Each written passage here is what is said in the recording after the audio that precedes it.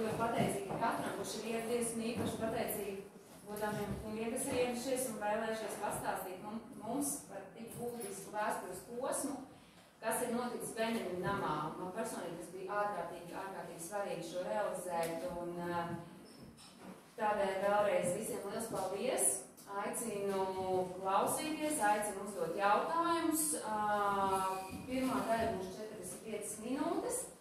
Tad mūsu godu jaukā vidu kompānija, par ko jau nebija informēta, bet tā kā ir viesi, kam tas interesē, tiešām neliela ekskursija, 15 minūtes burtiski izstaigāt pirmo stāvu, bārs arī pieejams, uzkodas pieejams, un pēc otrās daļas arī visu laipni aicināt uzturēties šeit, šajā namā, staigāties, bildēties, arī Emīlijas Benjamīnas numurs ir atvērts, tā kā lai mums visiem jauks vakars un lai gūstam visi kopā iedvesmu no tā, ko mēs šodien uzzināsim. Paldies!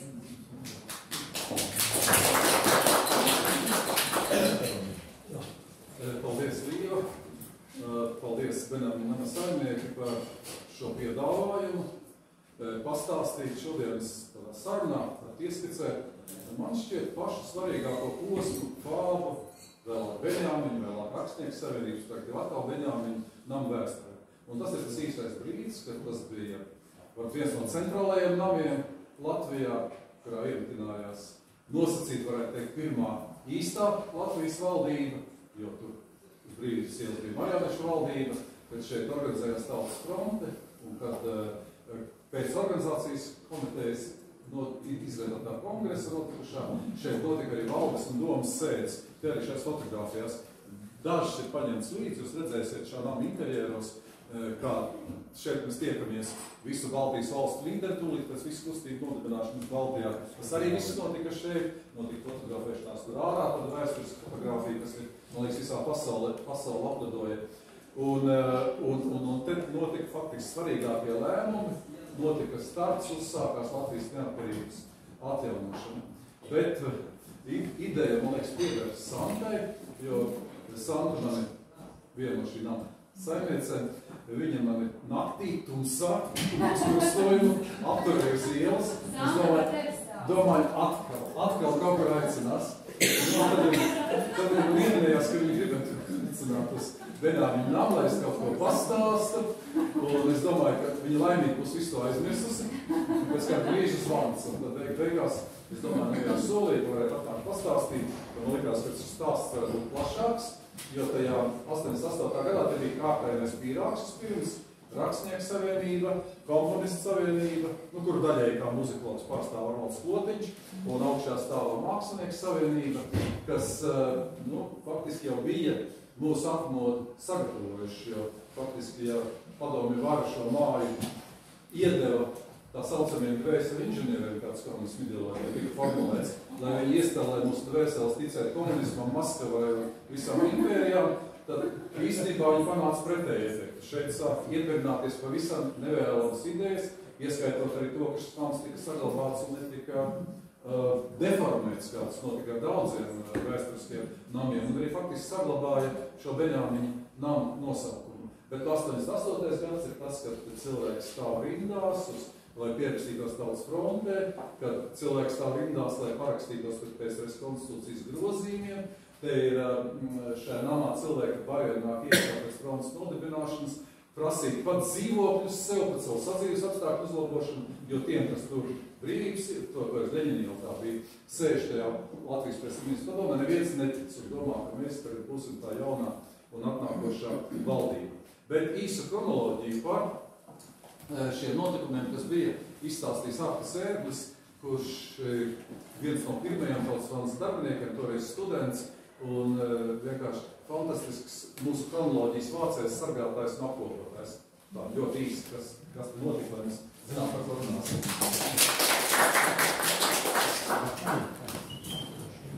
Es atļaušu jūs apsēsties, jo man jāskatās līdzi, jo nevaru visu atcerēties vienmēr. Ļoti daudz skaitļi.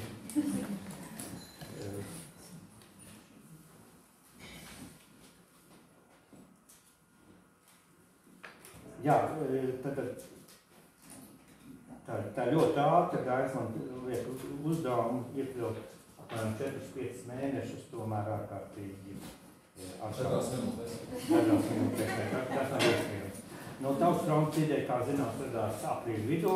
Edgars Savisaars paziņoja par Igaunijas Tautas fronti, kad jādibina tāda, un tad bija 19. partijas konferences, kurā piedalās arī Dainis Ivans, un Gorbačovs atbalsta šo ideju. Tas ir kādā kontekstā, to es arī teikšu vēlāk. Tad ir 1.2. jūnijas rakstnieku plēnums, toreiz politiskās izglītības namā, kura laikā tiek iesniegta alternatīvā rezolūcija, taču tā netiek ar baltu, kurā arī pieminēts, ka jādibina Tautas fronte. Ir vesela lieta, arī Viktors Sagotiņš savā runā piemin, ka jādibina šāda te kustība, taču tas netiek apspriests un jau tiek pilnībā attiecīgi noraidīts.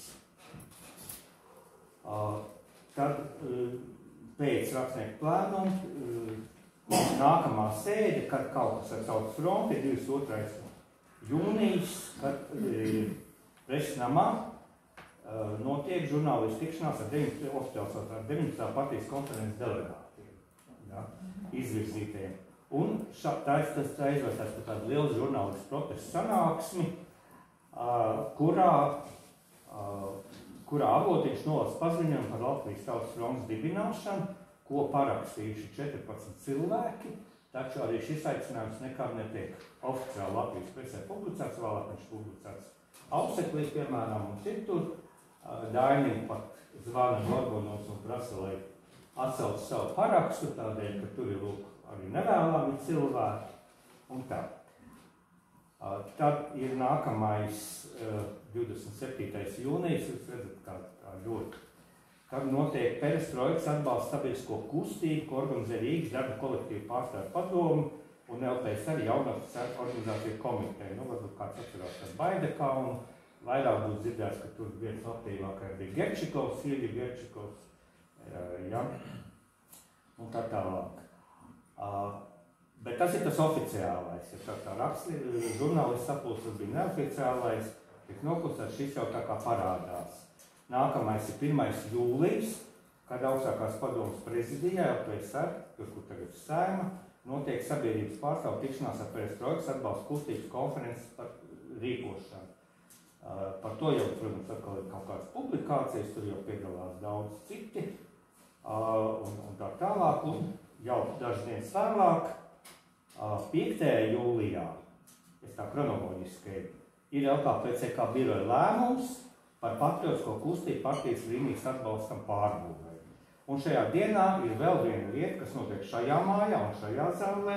Darbu sāk Latvijas PSR radošo savienību kultūras padome, kas dažus mēnešus vēlāk, 30. augustā, sāks izveidos LTF kongresa organizācijas komiteju. Tieši šī struktūra, kultūras padome.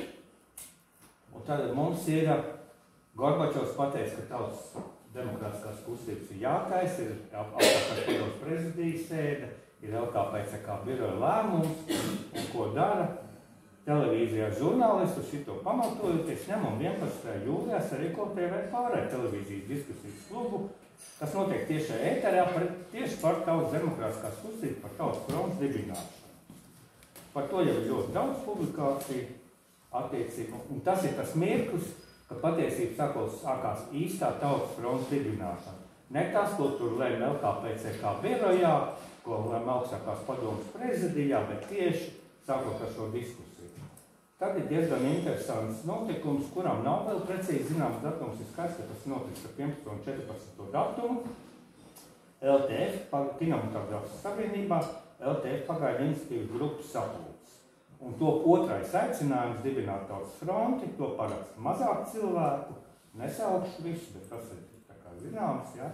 Visi aicinājumi man arī datorā, kur arī publicē, Savietskajā Melodjoši to publicē 14. jūlijā, tāpēc es skaidrs, ka tas ir ar to un to datumu, un padomu jaunatni 19. jūlijā attiecīgi publicē. Tad par to raksta arī ziņo Labvakars, un nedaudz vēlāk jau attiecīgi ir šī pagaidu iniciatīvas grupa, notiek 29. jūlijā, ko mēs ar Kultūras kungu arī apspriedām, augšā Mākslinieku savienībā, Žēmas kungas kabinetā notiek LTF pagaidu iniciatīvas grupas un aktīvistu sanāksmes. Mums sāk darboties koordinācijas centrs, ko gan oficiāli, tajā laikā viss notika daudz lēnāk. Mobilo telefonu nebija, datoru nebija, taču tautas fronts uztaisīja 4 mēnešu laikā, pat īsākā laikā. 8. augustā tikai publicēja šo te paziņojumu attiecīgi. Un sāk veidoties augustā, septembrī veidojas daudz grupas un nodaļas, un te, protams, to baļas nesēja daudz, kuri ziņo, mēs esam pirmā grupa, vai tie ir pirmā grupa, tas vēl ir attiecīgi jāpērta. Pēc sāk darboties koordinācijas centrs, viņš ir augšā Mākslinieku savienībā, un pa tām trepēm, nevis pa tām, pa kurām mēs kāpām uz šejienu, bet pa otru pusi, pa labās puses trepē, un tad uz augšu tur. Tā ir ļoti, ļoti daudz cilvēki. Interesants ārpus notikums. 3. augustā tiek atklāta Ļeņina miera ielas stūri atklāja slaveno mājas statūru. Atceraties? Kuras vairs nav. Ne mājas, bet statūras. Tas ir tieši atmošot Franču Bagēs. Tieši tā. Tātad ir šis koordinācijas centrs. Tad ir augusta pirmā pusē ir Aleksandra Jakovļeva vizīte Latvijā. Tas ir ļoti būtisks atbalsts arī. Tautas fronts varēja labi noteikti tā diezgan brīvi dibināties un attīstīties. Tā, un tad ir 30. augusts, kad šajā zālē notiek Radošo savienību kultūras padomes, 2 mēnešiem dibinātās kultūras padomes paplašinātā sēde ar koordinācijas centru un LTF atbalsta grupu pārstāvu piedalīšanos. Un izveido LTF dibināšanas kongresu attiecīgi orgkomiteju. Kongresu nolēma sasaukt 8. un 9. oktobrī. Vēl nav ne statūta projekta, ne programmas projekta, tos publicē tikai 8. septembrī, tad mēnesi pirms kongresa, paskatīt, kādos tempos notiek attiecīgi, ja? Tad 10. septembrī nodibinās Meža parkā neformālā tautas fronte, kas pēc tam kļūst par tautas frontes nodaļu kā LTF radikālā apvienība. Nu, tad es laidīšu pāri daudz lietas, kas būtu arī ļoti interesanti pastāstīt attiecīgi. 21. septembrī, tikai 2-3 nedēļas pirms kongresa tiek noteikts pārstāvniecības normas kongresam. 29. ir pirmā orgkomitejas preses konferences attiecīgi. Tad ir akvarienes dibināšanas kongress, pirms mums kongresa Rīgā. Tomēr LKPC kā birojas saprot, ka iet ārā no viņiem un noteikti sēd, kurā izskata LTF jautājumu. Taču tas tādā veidā mēs nevaram apturēt to kustību, kas ir sākusies un turpinās šajā mājā. Tad ir 7. 8. Tad izdomā, kā to tautas frontes kongresu varētu nozīmi mazināt. Atceries, tas bija paralēli kongresam 7. 8. oktobrī. Tiek izsludināti pirmie padomu Latvijas galvaspilsētas svētki. Līdzīgi kā 87. gadā bija riteņbraukšanas svētki. Tāpēc, ka nebija neinteresēties Rīgas padomu Latvijas galvaspilsētas, kur tas interesē tajā laikā, vai ne? Tālāk, ko mēs zinām, 7. marta, tas 8. 9. kongress, un tā tālāk. Es laidīšu jau pāri visas lietas attiecīgi, kā te ir gājis. Tā sēde, kas šeit redzams, ir 8. novembris, LTF sajūtas un akvarienes pārstāv pirmā tikšanās, kur ir slavenā bilde uz pergolas, tiek likt pamat Baltijas padome, un pieņem vēstuli Gorbačovam ar aicinājumu tikties ar tautas kustību vadītājiem. Tikāties? Jā, novembrī. Jā, redzat. Un arī mēs tajā brīdī novembrī vācam pirmā lielā akcija, ko tautas fronte organizē, tiek savākt 647,555 paraksti pret konstitūcijas grozījumiem. Pēc konstitūcijas bija attiecīgiem grozījumiem. LTF domas valdes pirmais priekšsēdētāja ievēl Arnoldu Klotiņu 22. novembrī. Šeit valdes teiks noteikti šeit. Kaut gan novembra beigās, šajā mājā jau tā kā tie, kas ir tie sanie iedzīvotāji šeit Rakstnieku savienībā, citos, saprot, ka te ir pārāk daudz cilvēku jau apgrozās, jo no jūlija jau augusts un septembra ārprās, kas tur notiek. Un tiek sarunāts telps Smilšu ielā, bijušajā ceļu satiksmes transporta ministrijā, kurā pāriet koordinācijas centra un mākslinieku savienības, un arī tur ir maz izstabiņu Dainim Īvānam, kā Tautas fronts priekšsēdētājs. Šeit paliek tā kā valda šajā mājā.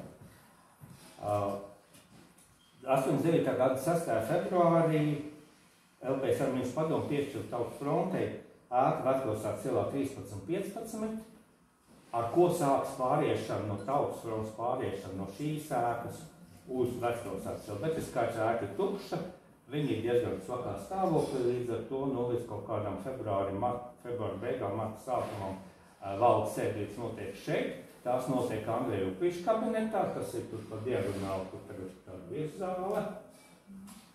Un tur ir saglabājuši arī fotoliecības attiecīgi. Taču kas vēl notiek šeit? Šī tomēr ir arī paliek tā kā Tautas frontes reprezentācijas vietas. Un, piemēram, 89. gada 7. un 9. februārī šeit Latvijā viesojas Eiropas parlamenta Baltijas grupas delegācija. Un tieši šeit Rakstnieku savienības ēkā šajā zālē un Upīša kabinetā tieks ar Tautas frontes valdi. Vai pēdējais lielais notikums, diemžēl bez lielām sekām, ir 90. gada 1. un 3. februārī, kad šeit, šajā mājā, zem ļoti rūpīgas apsardzes. Mēs sapratām, ka te varētu būt diezgan lielas problēmas ar dažādām lietām, kad bija rūpīgāk. Tās bija Armēnijas Tautas fronts un Azerbaidžānas Nacionālās kustības miera sarunas Rīgā, ko organizēja Baltijas padome. Attiecīgi, tātad vēl Tautas fronts kustība Baltijas padome. Diemžēl jāsaka godīgi, par kaut ko viņi vienojās, bet tā reāla rezultāta tam nebija. Tā kā patiešām šeit bija šī te valdība. Paldies, Arti!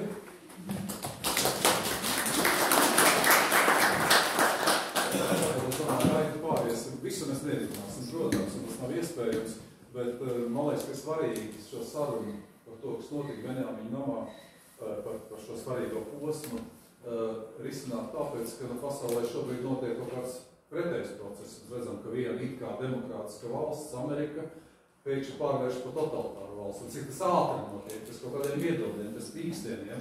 Mēs varam tikai cerēt to, kas notiek, bet mūsu process bija pilnīgi pretējs. Mēs gājām no totalitāras, tāda ārā uz kaut kādu brīvību, uz lielu vērtību, kuru tomēr ir jāsargā. Un pie šī šūpuļa stāvējām arī mēs, 3 jau kungi gados, bez manis arī Ēriks Vanbergs, rakstnieks un omulības un anekdošu stāstītājs un pārzinātājs, un Arnolds Klotiņš, kurš šodien var pārstāvēt to mūziķu komandu, bet galvenais, ka šajā namā mītoši, ap šo namu grozošies cilvēki bija arī tie, kas sāka veidot un kā magnēts pievilkt Tautas frontes veidotājus un vēlāk jau arī tos, kas 4. maijā pirms 35 gadiem balsoja par Latvijas neatkarību. Un vadības grožus tagad lūdzu uzņemties pazīstamam rada žurnālistam Edvardam Liniņam. Viss tavās rokās. Paldies. Jā, es mēģināšu šo sarunu tiešām orientēt uz tām lielajām norisēm, un Artis jau mums sniedza faktoloģisko pārskatu, uzjundot arī man dažas spilgtas tā laika atmiņas, tā skaitā par Benjamīnu namu, bet vispirms es gribētu par to maizi. Jā. Tā var šķist tāda anekdotiska detaļa, bet tajā pašā laikā viss tas, kas līdz šim šeit nebija noticis, arī tādas sadzīviskas lietas, daudziem izraisīja zināmu nepatiku. Un es atceros, kā mana ķīmijas skolotāja, viņa nebija kurš mana ķīmijas skolotājs, mūsu skolas ķīmijas skolotāja, kur bija arī skolas partijas sekretāri, uzskatīja par vajadzīgu katrā stundā vai katrai klasē, kurai viņa mācīja, paskaidrot, ka tik svaigi cepta, silta maize, kādi tur cilvēki pērk, nekādā ziņā nevar būt veselīga. Tas ir slikti, tas ir no rietumiem ievazāts, nemaitājiet bērni veselīgi. Tik svaigi cepta maize.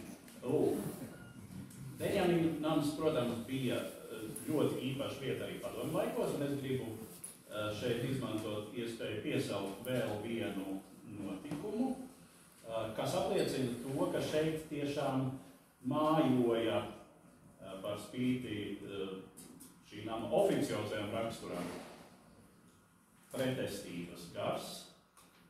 Proti ir viens ļoti interesants Latvijas radio ieraksts, kas ir ieraksts no dzejas dienu pasākuma. Es domāju, ka tas notika, tā kā ir minēts, ka Rakstnieku savienībā, es domāju, ka tas notika tieši šajā telpā.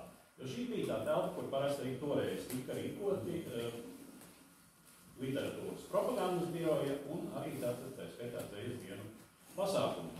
Un tas ir ieraksts, kurā ir dzirdami vairāki dzejnieki, tā skaitā Ojārs Vācietis, kurš lasa savu dzejoli Pūtvērīgi. Jūs atcerieties, tā ir daudz sirdsapziņa, un tā ir mūžam tādai būt. To brīdi nodrukāt nekur nedrīkstēja, pie kam viņš lasa to bez jebkādām pupīrām. Tur ir tā ķecerīgākā rinde, kas pie tam atkārtojas kā referents vairākāt, apkārt sarkans, vidū balts. Apkārt sarkans, vidū balts. Ievērojot to, ka burtiski dažus mēnešus iepriekš ir bijusi Prāgas pavasara nožmiegšana, notikumi Čehoslovākijā, kā vispār visa padomju drošības komiteja šeit arī Rīgā ir, kā saka, uz ausīm un ķer visādas, jebkuras izpausmes. Dzejnieks apliecināja savu, es uzdrīkstēšos nenobīties tajā brīdī. Tādi mazi momenti, kas šeit ir bijuši, zemdegās ir gruzdējuši visu laiku, šeit bija viens tas perēklis. Un es gribētu teikt, ka faktiski ar to es arī gribētu sākt ar šo toreizējo radošo savienību raksturu. Padomju radošās savienības tika nodibinātas visā lielajā padomju savienībā, kuras daļa Latvija tajā laikā vēl nebija 30. gadu otrajā pusē lielākoties. Tas bija Staļina, izgudrojums, patiešām, radošo ļaužu kontrolē, un tas bija tāds spilgts Rīgstes un Tīrāga metodes izmantojums. Jo no vienas puses radošiem ļaudīm tika nodrošinātas šādas tādas privilēģijas tajā laikā, kuru varbūt nebija vidusmēra padomju pilsonim, vai tās katrā ziņā uz tām bija krietni garākā rindā jāstāv. Kā piemēram tie paši radošie nami, kur tāds zinām līdzība jau pastāv arī šobrīd, Rakstnieku māja Ventspilī, kur arī, projektu ietvaros, iesakoties, apliecinot savu radošo potenciālu, var darboties un tiešām tas palīdz procesam. Toreiz tas bija daudz plašāk un daudz dāsnāk. Vēl šādas tādas lietas. Rakstnieku grāmatnīca, piemēram. Tad grāmatas bija deficīts. Tur varēja dabūt šo un to, sevišķi no ārpus Latvijas lielajās izdevniecībās izdotām retām deficītām grāmatām. Un tā tālāk, un tā tālāk. Kā jūs atceraties to, to saspēli ar attiecīgi padomju institūcijām? Pirmām kārtām, kas arī, es domāju, mūsu aplūkojumā procesa un laika sakarā ir svarīgi, kā jūs izjūtāt valsts drošības komitejas klātbūtni radošo savienību darbā, jo tāda nenoliedzami bija. Varbūt Klotiņkungs sāks. Jā, es atbildēšu arī uz to, bet man patīk gribētos izteikt savu gandarījumu atkal atrasties šajā zālē. Es pirmo reizi varbūt biju 60. gados. Un izteikt pateicību tiem cilvēkiem, kuri ir nolēmuši un jau ir to padaļai izdarījuši šīs telpas atdot, tā sakot, latviskās kultūras vajadzībām. Man sirsnīgā pateicība. Nu, par drošības komiteju. Nu, jūs jau labi zināt, ka drošības komitejas ausis bija absolūti visur. Ne jau tikai radošajās savienībās. Man personiski, jā, nu, varbūt, ka drošības komiteja nebija vienīgais, kas turēja kontrolē radošās savienības. Radošās savienības tika, sakot, no centrāla komitejas kūrēts ar īpašiem cilvēkiem. Es atceros, konkurences savienībā viņas piedalījās valdes sēdēs, viņām bija savs viedoklis. Un toreiz jau bija tā, ja notika kāda sēde, un ja tur bija klāt kompartijas pārstāvis, tad jūs varētu lemt, ko gribat, viņam bija noteicošais vārds, un tas ir ierakstīts PSRS konstitūcijā. Jā, nu, man bija vienreiz tāds gadījums, kad es atnācu uz konkurences savienību, un tas mūsu lietvedis saka, ka jums jāatnāk ir rītdien, tad atnāc no drošības komitejas un grib katrā ziņā sarunāties ar jums. Un es atnācu arī, ja jau es toreiz biju komunistu savienības sekretārs, jo amatpersonai ir jāiedara disciplīna. Nu, viņš tagad jautā, zināt tā, mums ir zināms, ka jūs sarakstieties ar ārzemēm, tas bija jau 70. 80. gados. Bet mums ir tāda problēma, ka mēs zinām, ka tur notiks tāda vispasaules latviešu jaunatnes sanāksme, bet mēs īsti nezinām datumu un mēs īsti nezinām, kur tas notiek. Tas, protams, bija domīgs, viņš gribēja man runāt.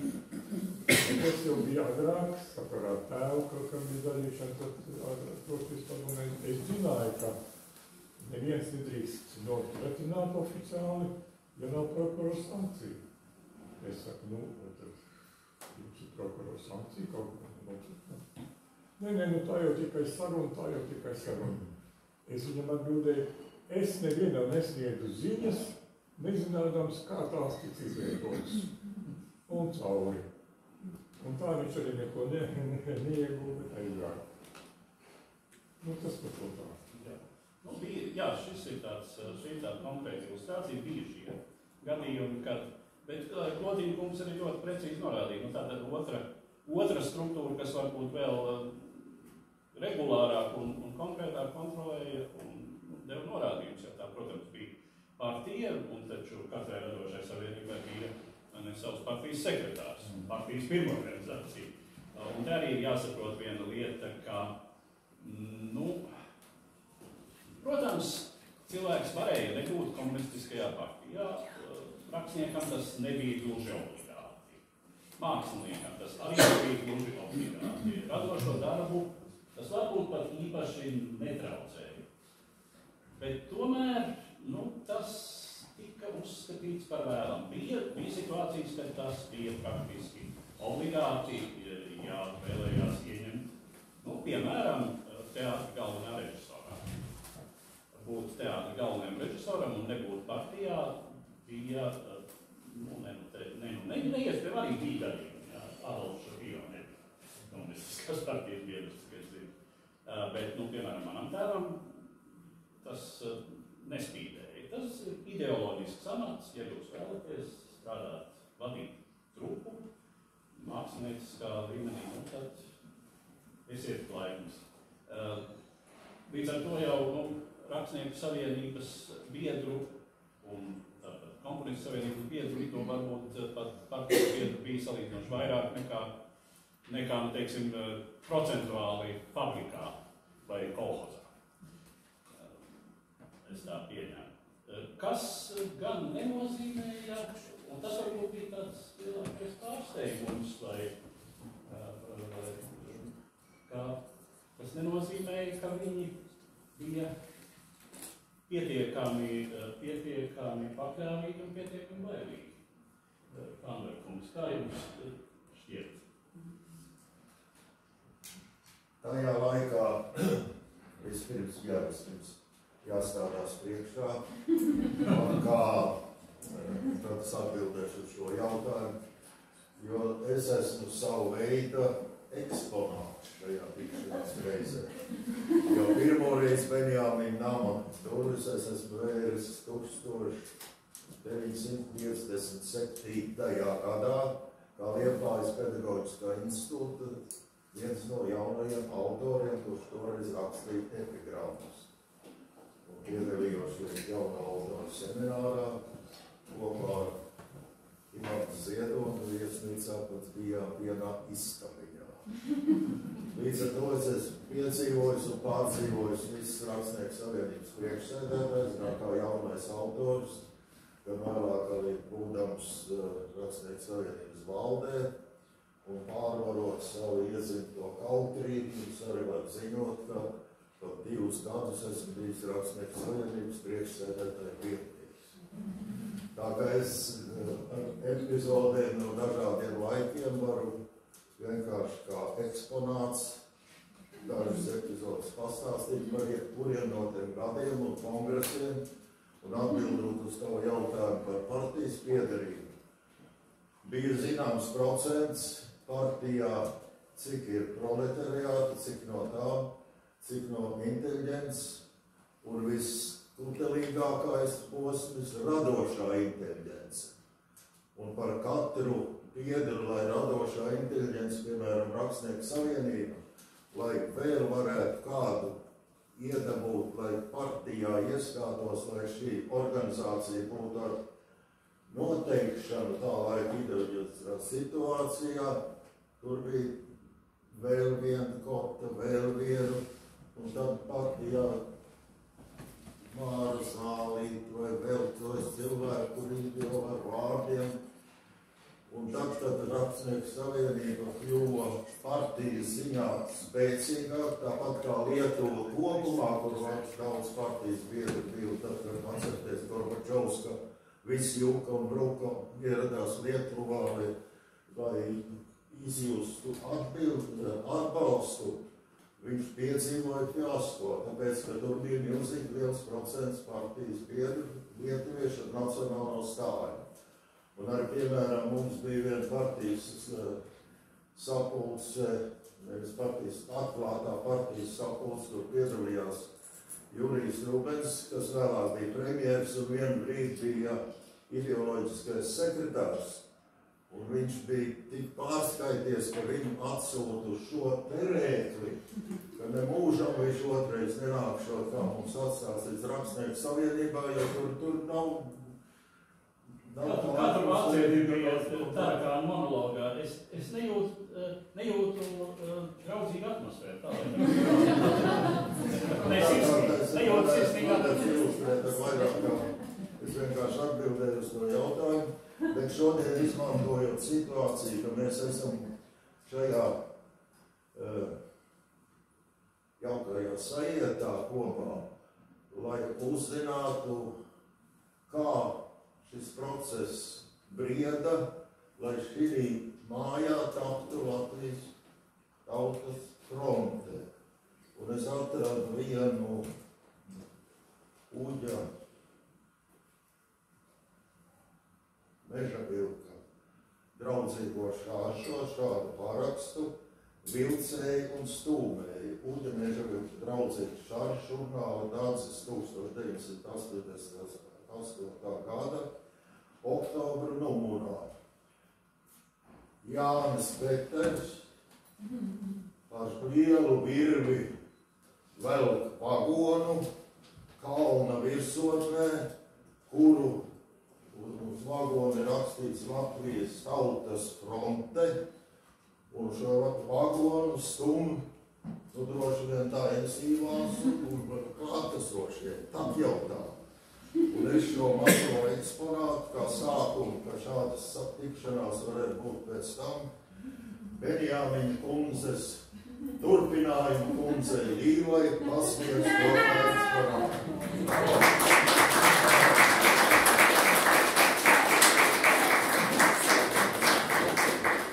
Jā, es esmu gatavs turpmāk, ja vajag atbildēt uz jautājumiem, un man ir tas prieks, kā es teicu, ka ir nāc un stādies priekšā pats, tā kā tos es izdarīju. Un man ir prieks, ka ar Dainu mēs esam bijuši kopā, gan vienā laikrakstā strādājuši, gan Dainis ir ar manu neļaujuši sievu strādājuši par žurnālu kopā, tā kā ģimenes pat. Un Maskavā esam bijuši. 19. konferencē, un gandrīz tikpat kā ārštat radinieki.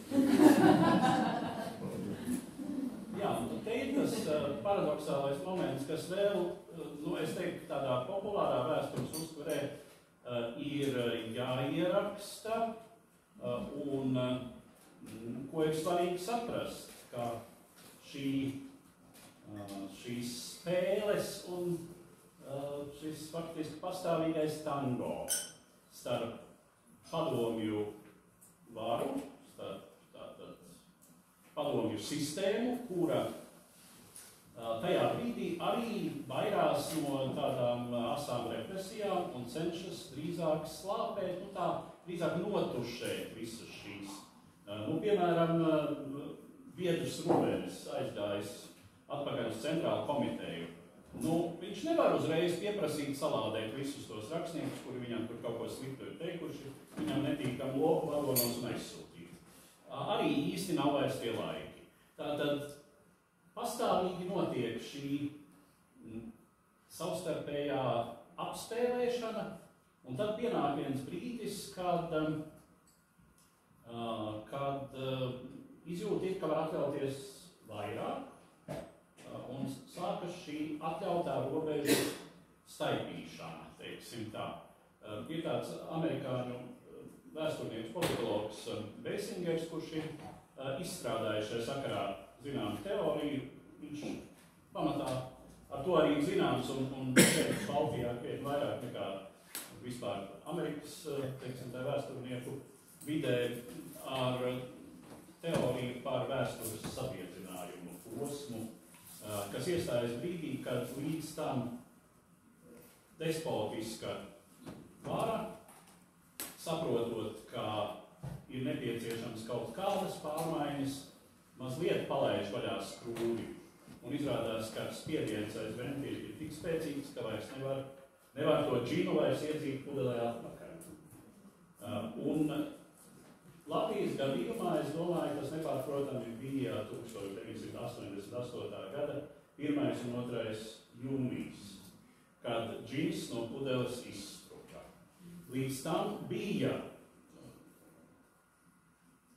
mazas, tātad šie uzplaiksnījumi, šī vibrēšana, kā es teicu, zemdegās, grūzdēšana.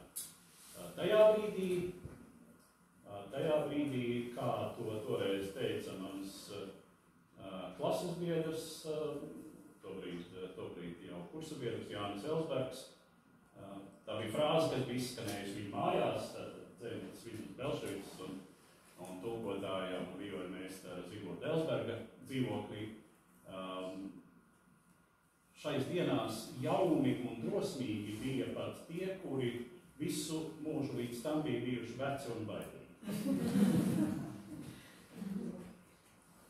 Kurā brīdī, kā jūs atceraties, varbūt aizmēs, kurā brīdī tev pirmo reizi kāds teica, ka mums vajag šo radošo savienības lēmumu un sāksim to darīt?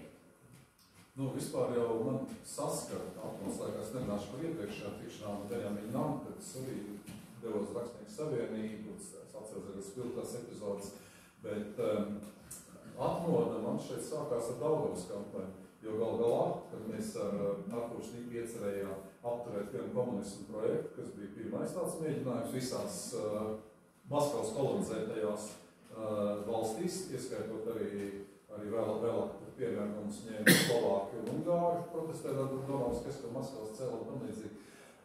Es atnācu pie Škapara. Sākām runāt, ko darīt. Jo Škapars bija patriekts tikko no sava leģendārā literatūras mākslas redaktora amata. Vēl 85. gadā pēdējās agonijas vilcienā. Un Škapars man ieteica šo to, tad tepat uz stūra bibliotekā es iepazinos ar Artūru Sniku, un tad es aizgāju tās publikācijas. Mēs sākām rakstīt, bija šī publikācija, un man likās tā, ka Nu, tā kā šodien arī parunāsim, viss beidzas. Vai kā mēs satkāmies, cerēju, viss beigsies. Ja? Bet viss turpinās. Un tagad jūtam, ka raksts uzrakstīts. Bet viss process ir jāvada. Un kā tu vadīsi? Kā tu vadīsi tāds vienkārši jauns cilvēks, kuram nav nekāda sakara, nav nekāda amata, pilnīgi nekā. Un, protams, mēs nākam uz šeit.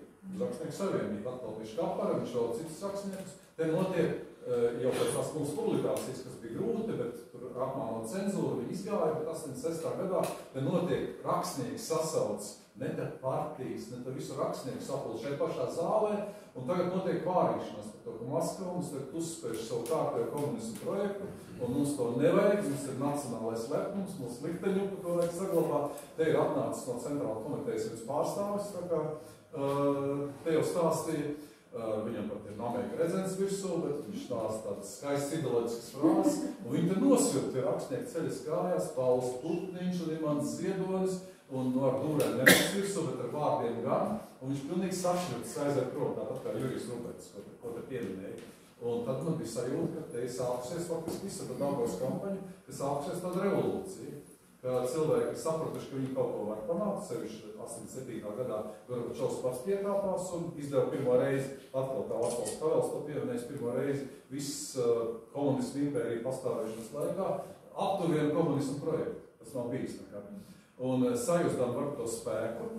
Rakstnieki, es domāju, sāk jau strateģiski domāt, nu kurš tad cits? Jo Jānis Peters tomēr ir, jā, varbūt slikti, bet paldies Dievam, viņš ir kompartists centrāla komitejas biroja loceklis, kurā brīdī viņš tur bija. Viņam ir visādi sakari, un viņš ir milzīgs diplomāts, un viņš ir viltnieks arī, Jānis Peters. Un Peters sāk pamazām bīdīt, ka, svaidzīgā gultē, tiem viņš došana zina, ko stāstīt. Kā kādreiz... Pārliecina viņus, ka viņš kontrolē...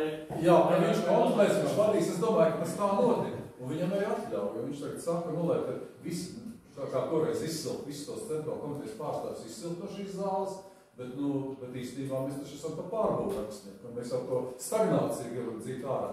Un sāk gatavoties tas rakstnieku savienības plēnums šeit. Un tas atceras šeit bija ļoti intensīvi, ka viņš Kapars un Kalniet augšā gāja, un te notika tās rezolūcijas sagatavošanas, te notika neformāli sanākšanas, tā kā Peters iedeva tādu pajūtu šajā mājā, tādai, toreiz tāda vairs nemīlētai publikai. Un šeit jau šajās sienās mēs jūtamies jau ļoti spēcīgi. Ļoti spēcīgi, lai varētu iziet. Petram bija gudrs gājiens, ka nevis rakstnieku savienības plēnums, par ko viņam bija teikšana. Viņš saka, visu radošo savienību paplašinātais, ieskaitot teatrāļus un kinematogrāfistus, kuri bija ārpus šīs mājas. Un tad tas, kā teica, tas lielais sprādziens notiek par radošo savienību plēnumā. Un tur ir vairāk punkti. Vispirms jau Viktora Avotiņa, tas klusais, bet, ar centrāla komitejas ausīm tas nepasvīdēja. Mājienas vajadzēja dibināt tautas fronti, un centrāla komitejas sekretārs Pugovs saka, nekad nebūs tāda Latvijā, es to nepieļaušu. Pēc tam viņam jākaujojas ieskaidro, ka vajag, Gorbačova padomnieks. Bet, protams, ka tas lielākais ir arī Maurika Bolsona izpildinātais, ka viņš arī te nāca, viņš to parunāja, bet viņš nestāstīja, ko viņš runās tajā plēnumā. Tas sprādziens, ka viņš piepieši Melu impērijā. Amerika tagad sāk veidoties par Melu impēriju. Un pēkšņi mēs ieraugam, ka Melu impērijā patiesība to sagrauj. Jo Mauriks Ulsons pasaka šos sakrālos vārdus par to, ka Latvija bija okupēta, ko, 50 gadu laikā tas viss ir izdzēst atmiņas, daudz jau neko nezina, kas tur īsti noticis. Viņš pierāda ar kartēm, ar faktiem, un tas ir tas piemērs, ka viens patiesības vārds var sagraut to, kas ilgu laiku būvēts. Nevelti Boris Skugovs sēdētas viņam blakus nobālt. Tas skats, man liekas, pat ir kaut kādos skatos redzams nofilmētos. Un viņš saka, Divu, Sovietskoju Latviju, pārplūkoši, tu nogalināji padomu Latviju. Un tā ir taisnība. Jā, tieši ir Pugo teikt, ka tikko būtu bildes Sovietskoju Latviju, tur es biju klāt, jo toreiz man bija uzticēts būt lēmumu projektu komisijas vadītājam. Bija fotogrāfijas, bet tas, kas atliecina, ka tur bija.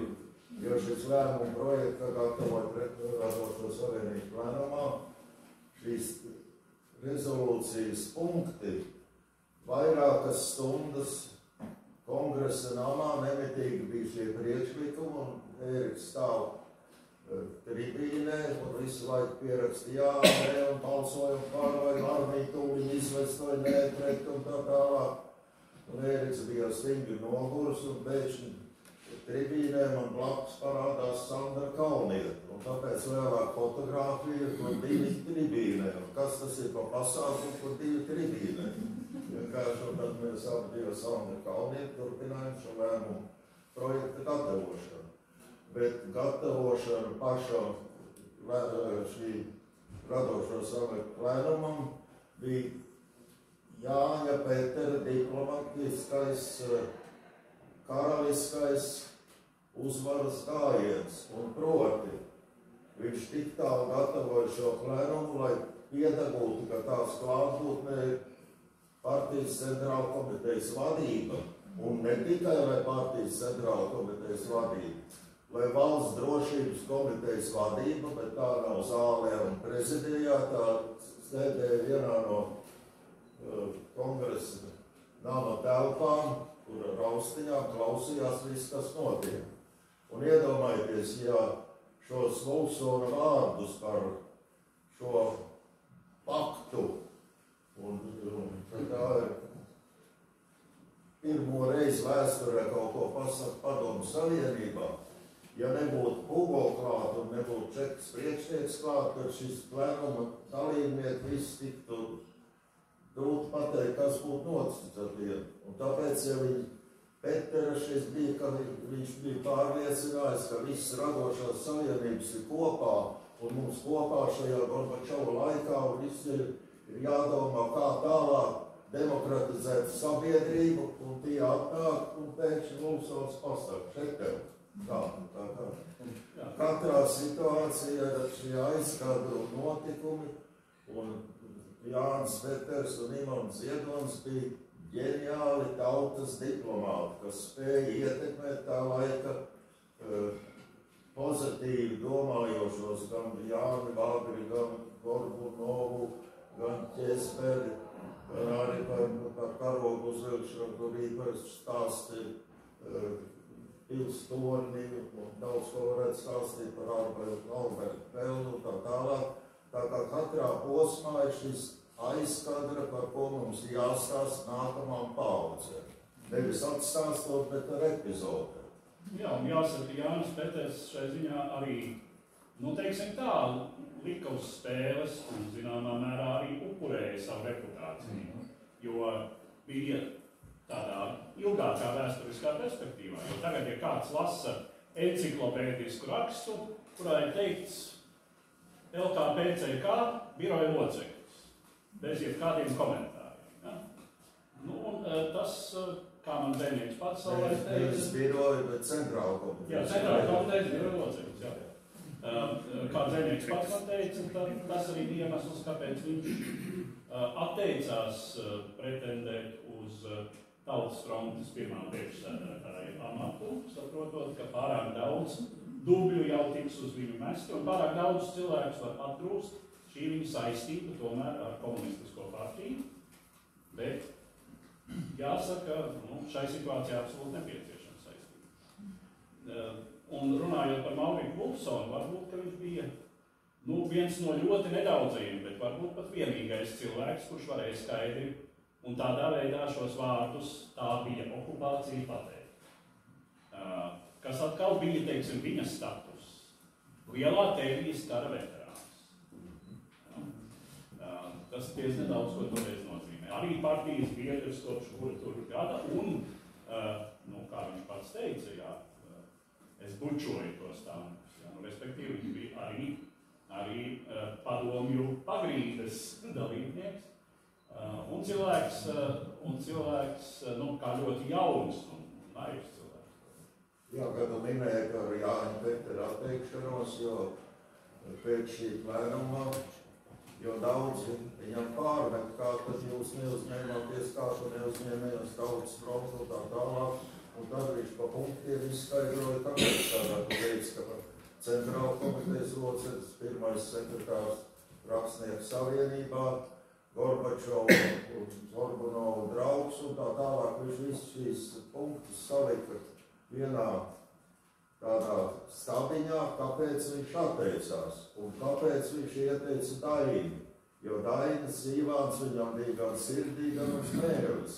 Kā ierindnieks, kurš nav nekādā amatā bijis, kā žurnālists dažādās struktūrās, mēs arī esam vienā avīzē kopā strādājuši, kuram nav šie apēnojumi tādā laikā.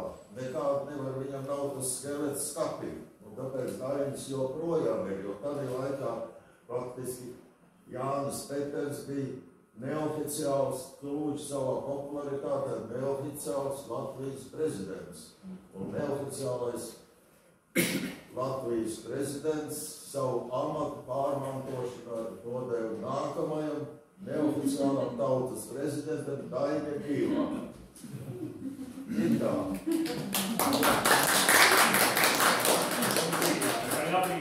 Kas ir tā? Jā, uzrakstījis vienu ļoti būtisku rakstu, ar kuru, protams, viss sākās. Klodīgums, kā jūs atceraties to, kā komponistu savienība saņēma aicinājumu iesaistīties procesā, gatavojot radošo savienību plēnumu? Pilnīgi neatkarīgi no tā, ka ir visi savienības biedrs. Varbūt bija tāds kino lektorijas, kurā, pateicoties dažiem uzņēmīgiem cilvēkiem, rāda jāzina filmus, un tur varēja radošo savienību biedri varēja skatīties ārzem filmus. Tas bija kinoteātrī Blāzma, jūs atcerieties Marijas un... Slavenais Valentīns Freimans vadītājs lektorijas, par kuru var vienreiz pēc tā seansa uz ielas es izgāju. Ienāk Peters, paņem manais pogas un saka, zini ko, ir jāizstāv Gorbačovs. Jo bija parādījies presē, visā Krievijas presē, pārdrukāts arī Pravdā, tā bija galvenā avīze. Ar parakstu ienāk Drējevu, bet tur bija, protams, apakšā daudz, kas cits nav. Nevar atkāpties no principiem. Tie bija stalinisti, kuri gribēja, kuri nekādā gadījumā negribēja pieļaut Gorbačovu politiku. Un Peters teica, Gorbačovs ir jāizstāv. Un faktiski tas bija, es negribu nemaz pazemināt, teiksim, cīņu pret Daugavas hidroelektrostaciju, bet tas bija vēl viens motīvs, kas lika saņemties ļoti daudziem cilvēkiem. Jo visu pasauli skatījās uz Gorbačovu. Peters rakstīja, tikai nepazudiniet Gorbačovu. Ārzemēs man saka, tikai nepazudiniet Gorbačovu. Tas ir vienīgais ceļš, vienīgā sprauga, par ko mēs varētu to visu skatīties. Tāda bija mana. Un tad sasauc šeit, Peters sasauc šeit. Tur bija ne tikai radošās savienību pārstāvu, tad bija plēnumu sagatavošanā. Tur bija arī zinātnieki ļoti daudz. Vīdes zinātnieki, tie demogrāfi un tā tālāk. Ekonomiski. Jā, bet nevienam neko nediktēja. Viņš tikai gribēja zināt, ko apmēram, ko katrs teiks un cauri. Jā, bet vēlreiz atkārtot, Marviks Lūsons, cik tas ir zināms, nevienu iepriekš neinformēja par to, ko viņš ir gatavs pateikt. Un kā ilustrācija tam, kā toreiz tas notika burtiski, solis uz priekšu, pussolīts atpakaļ. Tātad Marviks Lūsons par laimi saglabājušies Latvijas radio ieraksti, magnetofona lentēs, un tagad jau arī digitalizēti. Marviks Lūsons pasaka skaidri, tā bija Latvijas varmācīga okupācija. Pēc tam to drukājot literatūrā un mākslā, tas izskatās uz papīra šādi. Pēc rietumu terminoloģijas, pēc rietumu terminoloģijas un pēdiņās Latvijas varmācīga okupēšana. Tātad, kā šo frāzi mēģina ieviļāt tādā verbālā iztoklītī, lai tas neizklausītos tik briesmīgi, lai tā nebūtu tomēr tā lode, kas nokauja padomu Latviju, bet, ko nu vairs varēja izdarīt. Tas šāviens bija izskanējis. Tātad šis, jūnija plenums, nākamais, es teiktu, tāds ļoti būtiskais notikums bija, protams, 14. jūnija mītiņš un gājiens. Un pirmo reizi šeit tika pacelts Latvijas sarkanbalts sarkanais karogs. Atļaušos arī mazu savu atmiņu epizodi. Es tajā laikā biju vides aizsardzības klubs biedrs. Vides aizsardzības klubs bija pirmā masveidīgā, nesistēmiskā organizācija, protams, arī tapis iedvesmojoties pirmām kārtām no kampaņas pret Daugavpils HES, pēc tam jau formējies kampaņā pret Rīgas metro, un tajā brīdī vides aizsardzības klubā tiek lēmts, nu kā tad mēs kā klubs iesim uz šo demonstrāciju, uz šo mītīņu, debatēto piemiņai, ar kādu simboliku.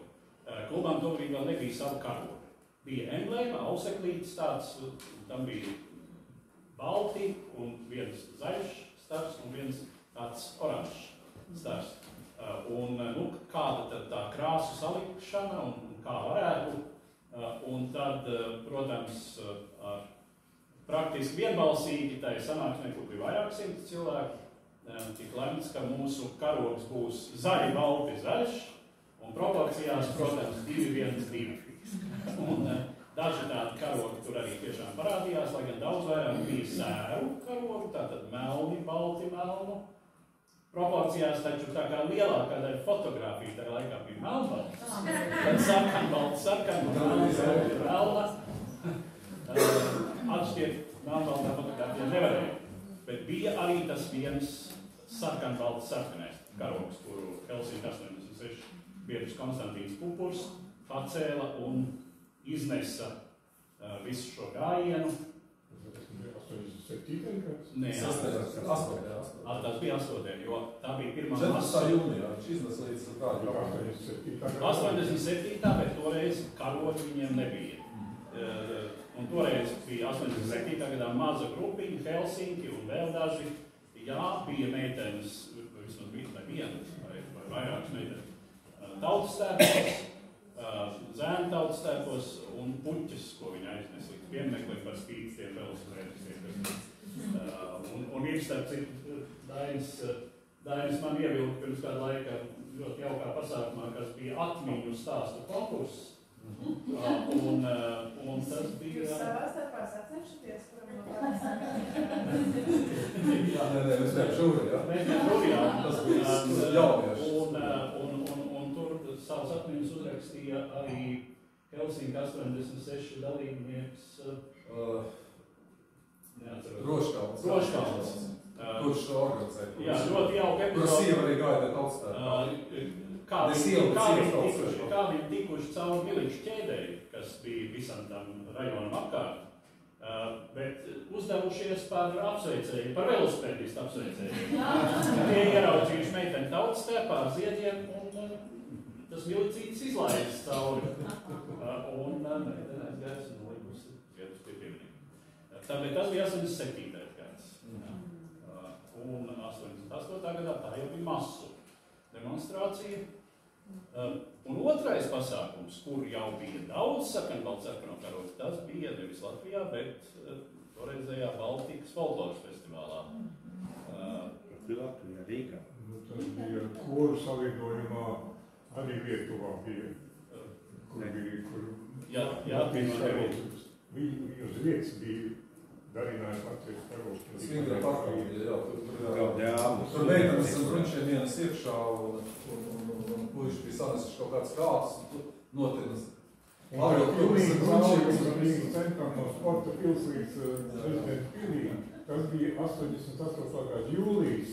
Tas bija folkloras festivāla Baltika sākums. Jā, Pupurs mēs 14. jūnijā caur Rīgā, jā. Kongress nav līdz par prādu kapiem. Tālāk, tad, kā jūs tad atceraties to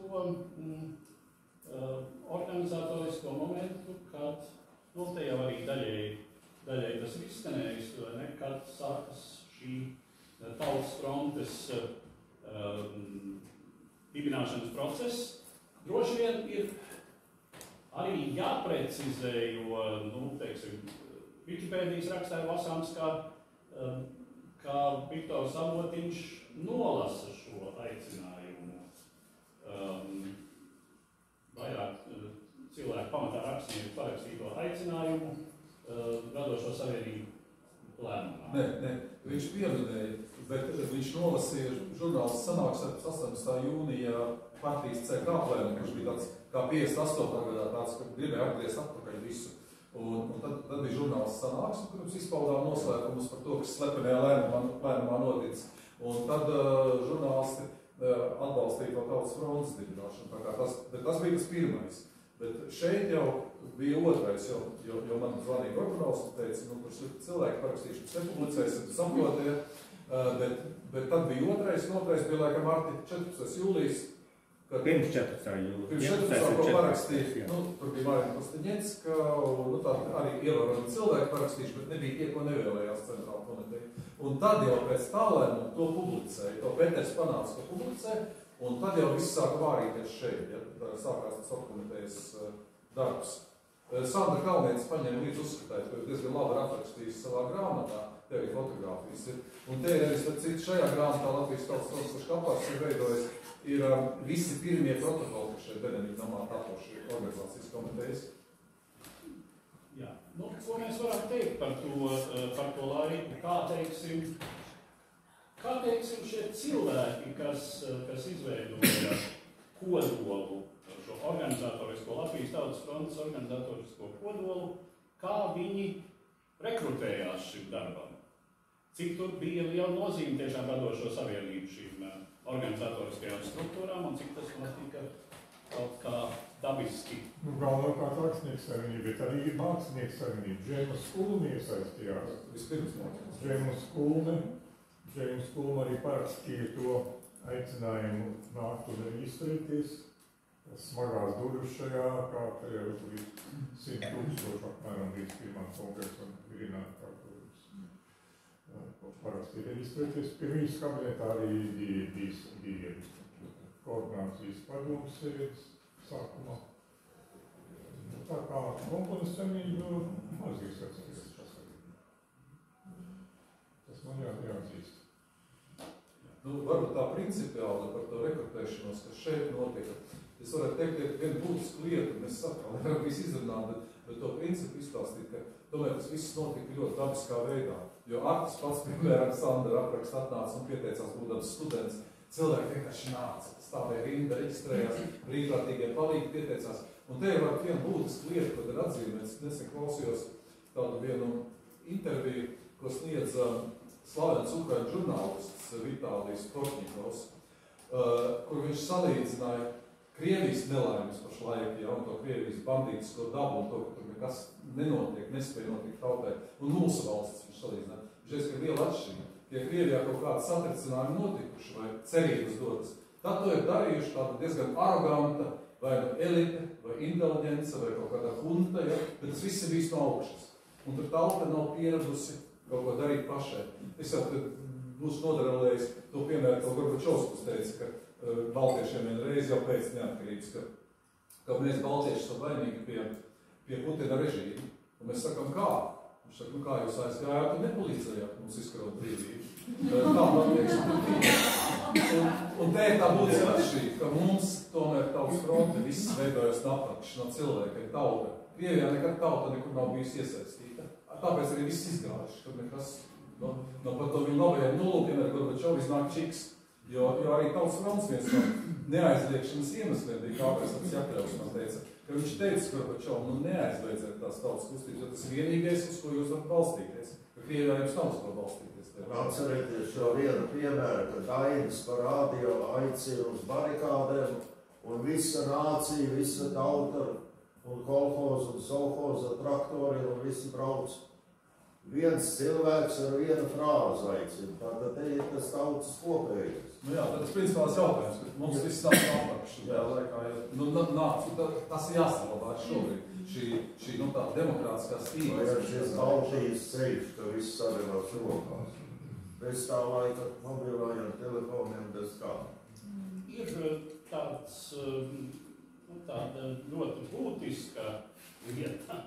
Un es atkal gribu atcerēties Valentīnu Freimanu, kura savā pirmajā atmiņu grāmatā Dieva Atlantīda, atceroties savu bērnību un jaunību šeit Latvijā, saka, ka viņi ir izjutusi lielu atšķirību starp Vācijas sabiedrību un Latvijas sabiedrību. To, cik Latvijas sabiedrībā dziļi ir ieaugusi interese par kultūru un vispār, teiksim, kulturālība. Tātad grāmatas, viņi ļoti konkrēti grāmatas, par kurām mēs diskutējām, kā jauni elites ļaudis Rīgā. Es redzēju arī grāmatplauktā zemnieka mājās, kur man aizsūtīja obligātajā Ulmaņa darba praksē, kāda bija 30 gadu beigās. Jā, tātad jauna ebreja meitene no uzņēmēja, no finansistu ģimenes, nonāk šajā mājā, un tur ir grāmatas, tās pašas grāmatas, un ar tiem cilvēkiem viņi par to var runāt, un viņiem ir šī interese. Es gribu teikt, man tā kā šķiet, ka mums joprojām tas ir, ka mēs to tomēr neesam gluži pazaudējuši. Un Dievs dod, ka mēs arī izmantotu moderno laiku tā visām digitālajām īpašībām, lai to stiprinātu un uzturētu, nevis kaut kā pazaudētu. Jā, mēs esam tikuši pie varbūt, tā sacīt, pulksteņa laika ziņā, un arī sarunas gaitā mēs esam tikuši varbūt pie tā, ko mums būtu no tā laika mācīties. Ko mēs varam no tiem trauksmainajiem mēnešiem, kad ventils bija tikko palaists vaļā un džins bija tikko izsprucis no pudeles, ko mēs varam ņemt šim laikam, kas droši vien jūs man piekritīsiet, daudziem šķiet pagrieziens atpakaļ. Tur bija vajadzīgs ļoti dažādas īpašības. Ne tikai dumpīgums, ne tikai kulturālība, tur bija juristiem jāstrādā. Tur bija jāmēģina no līdzsvaru ieturēs ar partijas komiteju un Tautas frontes valdi. Šeit lielu nopelnu bija Jānis Kaparam, kurš savā laikā bija kompartijas instruktors bijis. Viņš to zināja, viņš Tautas frontes valdē faktiski operatīvo darbu izveids. Neraugoties uz to, ka valdē bija rotācijas kārtībā pa priekšsēdētāju 1 mēnesi. Tā arī es nokļuvu par to priekšsēdētāju uz 1 mēnesi. Bet operatīvo darbu tik un tā Jānis Kapars veids. Un gotu un slavu mūsu juristiem mēģīsim un arī Ilmāram Ričaram. Jo tur bija tāda situācija, ka mēs bijām statūtus uzrakstījuši, bet tad statūtos mēs nebijām ietvēruši to sakramentālo frāzi, ka mēs pakļaujam, ka tur ir ietekme kompaktiem. Vadošā loma. Jā. Un varbūt nevērības dēļ šādus statūtus tieslietu ministrija apstiprināja.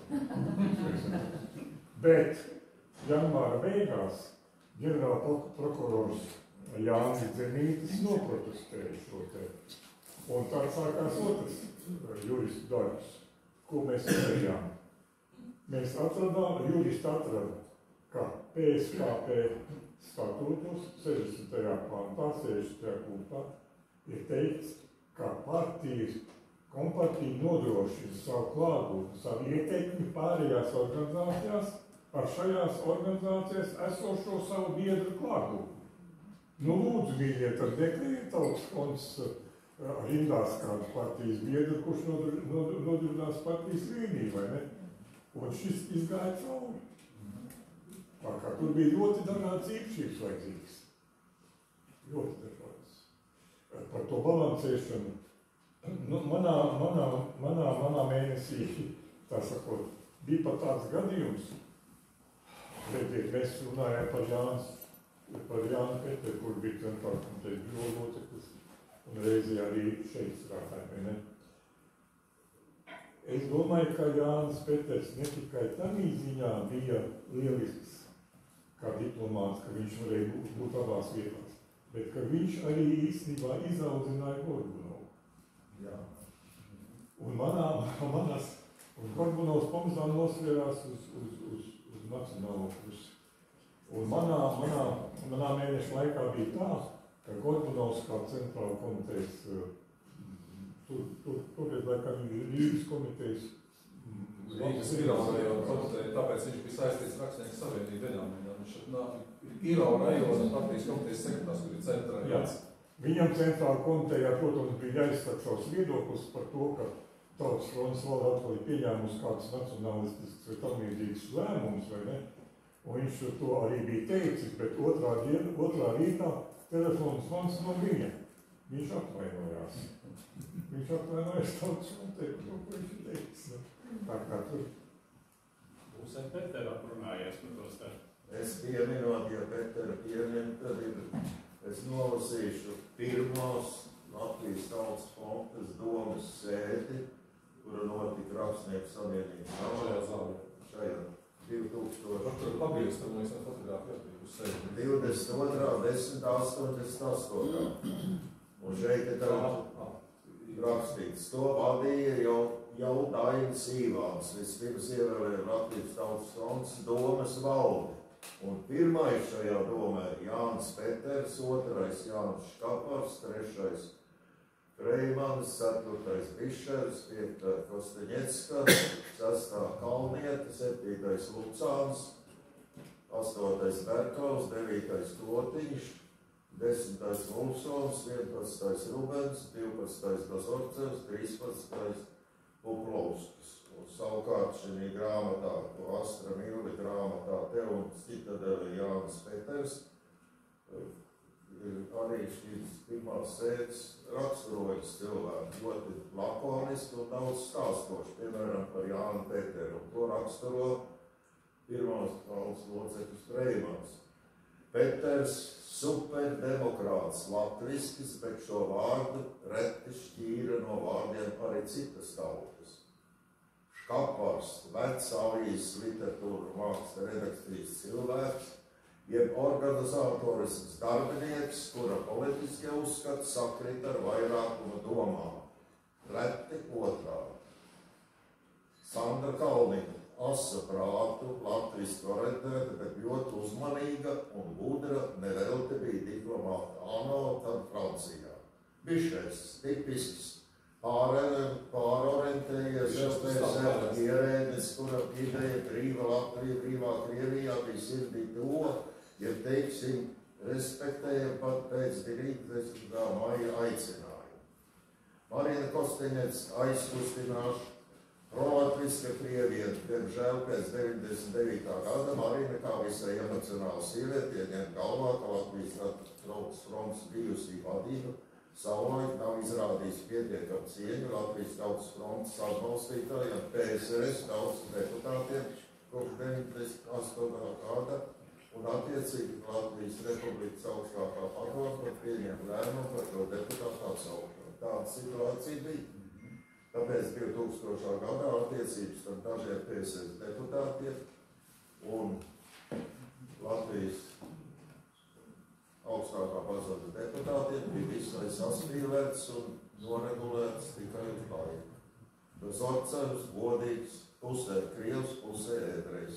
Balstīja Latviju, bet latvieši gan tikai nosacīja.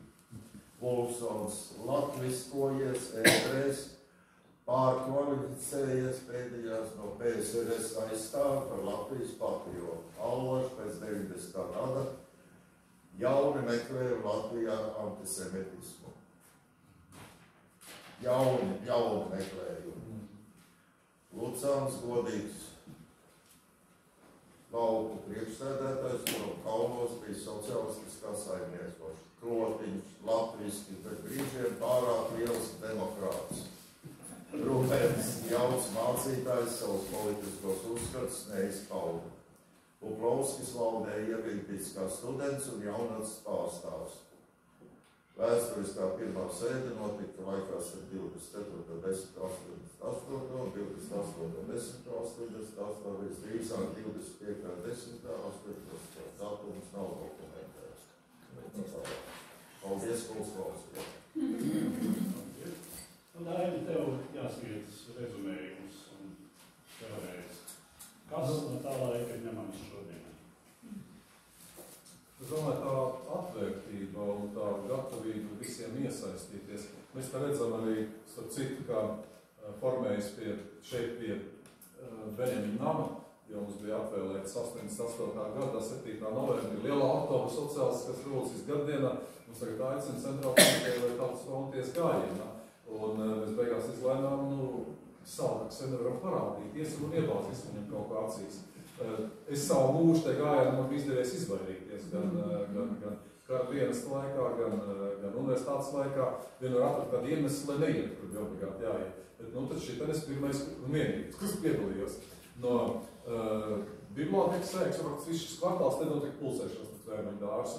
Mēs te visi vadībējām šeit, sapulcējās traucfrontieši no dažādiem Rīgas rajoniem ar plakātiem, un mēs gājām garām šeit. Īstībā bruņotai varai, kur stāvēja tribīnēs, kura vēl pie tam pacelātā balsī sauc, lai dzīvo Tautas fronte, un skanēja kaut kāds militārs maršs tajā vidī, mēs sākām dziedāt Bērni no Lielbēdu, un tad Daugavas malas, kas nu bija absolūti nepiemērots tajā atmosfērai. Arī lozungi bija pavisam citi. Bet, es domāju, tā bija tāda visu kopīga uzdrīkstēšanās, bija atvērta. Šis nams arī var tas svarīgi, kāpēc es domāju, tas arī bija Latvijas valdības nams tādā ziņā, ka viņš bija atvērts, tas nebija elitārs. Man ir gadījies būt Maskavā tajā laikā, un es zināju, ka Maskavā tur Rakstnieku savienībā tur bezmaz ar baisām caurlaidēm, tikai varēja tikt iekšā, tēvots Vasīlijs sēdēja un izvalvīja acis, nebija attiecīgās caurlaides. Šeit bija atvērts visiem. Un sevišķi šajā atmoslēkā sākās, ka te varēja nākt iekšā, te ikdienišķi cilvēks no ielas varēja satikt pieiet pie Petera, varēja pieiet pie Ziedoņa, un varēja notikt karstas diskusijas. Varbūt viņiem apanika tieši tāpēc arī kādu brīdi rakstniekiem, ka te jau viss bija jau pārāk demokrātis. Te bija tiešām demokrātija, un arī, varbūt arī višķiņ tik šauts par strīdu ar tiem, kas varēja. Te bija tūmā Dabas muzejs.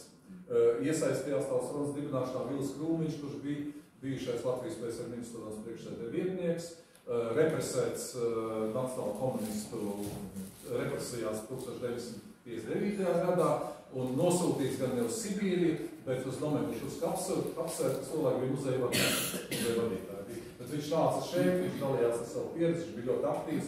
Viņš arī bija tas, kas kopā ar Arnoldu veidoja tos pirmos nacionālas dziedāšanas svētkus Mežaparka manifestācijā 7. oktobrī. Jo mēs taču tur pirmāreiz dziedājām latviešu dziesmas, tur bija aizliegt līdz tam. Un Arnolds teica, tur 2 nedēļu laikā kori sagatavoja to, ko viņi nezināja. Sen aizmirstu, sen aizliegtu, sen nebijuši repertāri. Tā kā tā bija tā, un arī bija tā pozitīvā enerģija. Tas bija tāds viens brīdis, kad varbūt cilvēki, kas ir apjukuši, kuri pārsvarā aptaujās parādās tas milzīgs blāķis, kas nezin, ko balsot.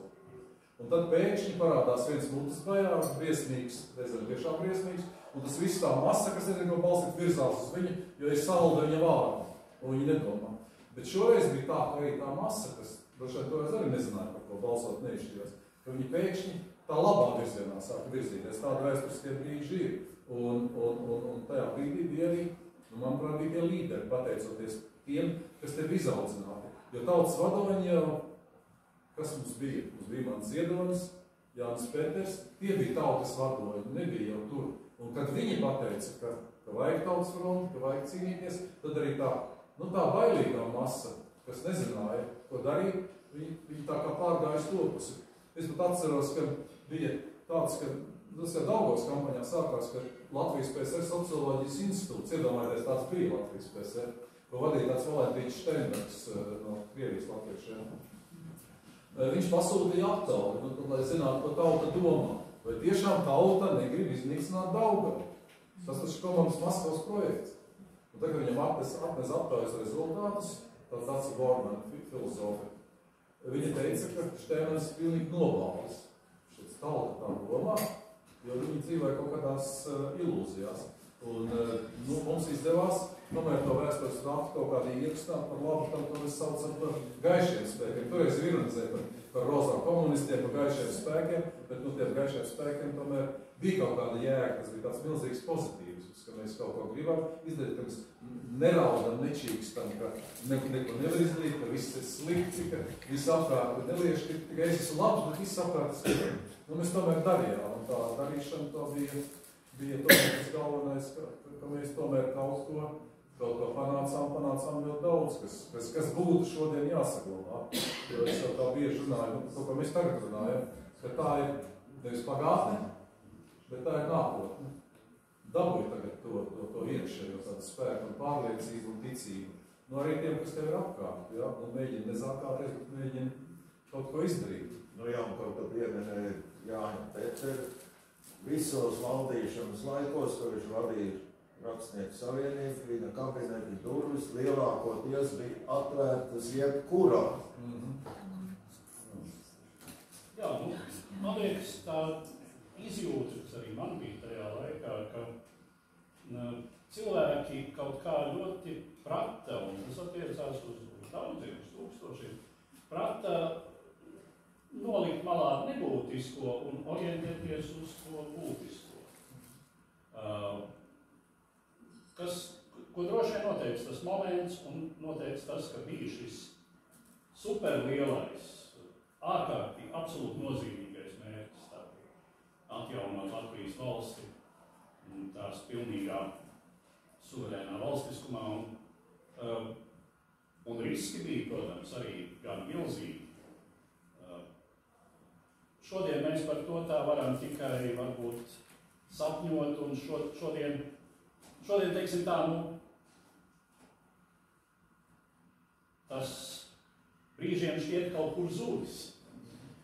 Tādās normālās politiskā pīrāga dalīšanas situācijās, normālā politiskā cīņā, konkurencē, arī savstarpējās, teiksim, kampaņās, pretkampaņās un tā tālāk. Man gribas domāt, ka tad, ja runa atkal būs par tām lielajām lietām, par būt vai nebūt jautājumiem, tāpēc, ka es esmu to laiku piedzīvojis, man gribas domāt, ka mēs atkal vismaz savā pamat vairumā spēsim un pratīsim atšķirt pareizo pusi un atrast pareizo vietu, kur mums būt un kur stāvēt.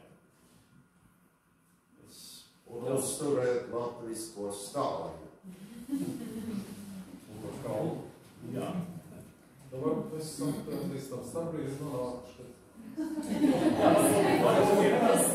Varbūt kādām šķiet vēl kaut kas ļoti būtisks. Mēs jautājumiem un starpbrīdi pēc tam mēs neturpināt.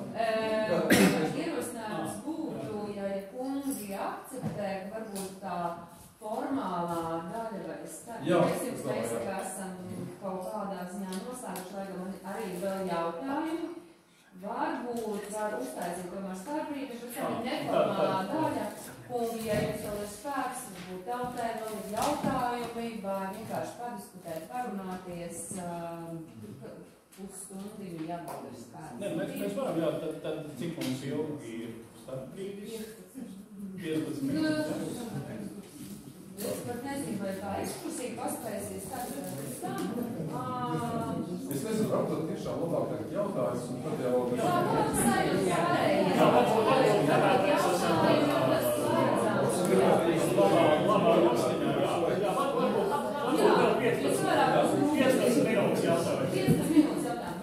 Jautājums ir, par cik mēs atrodamies šajā ēkā, un šajā ēka ir ļoti svarīga tautas frontes.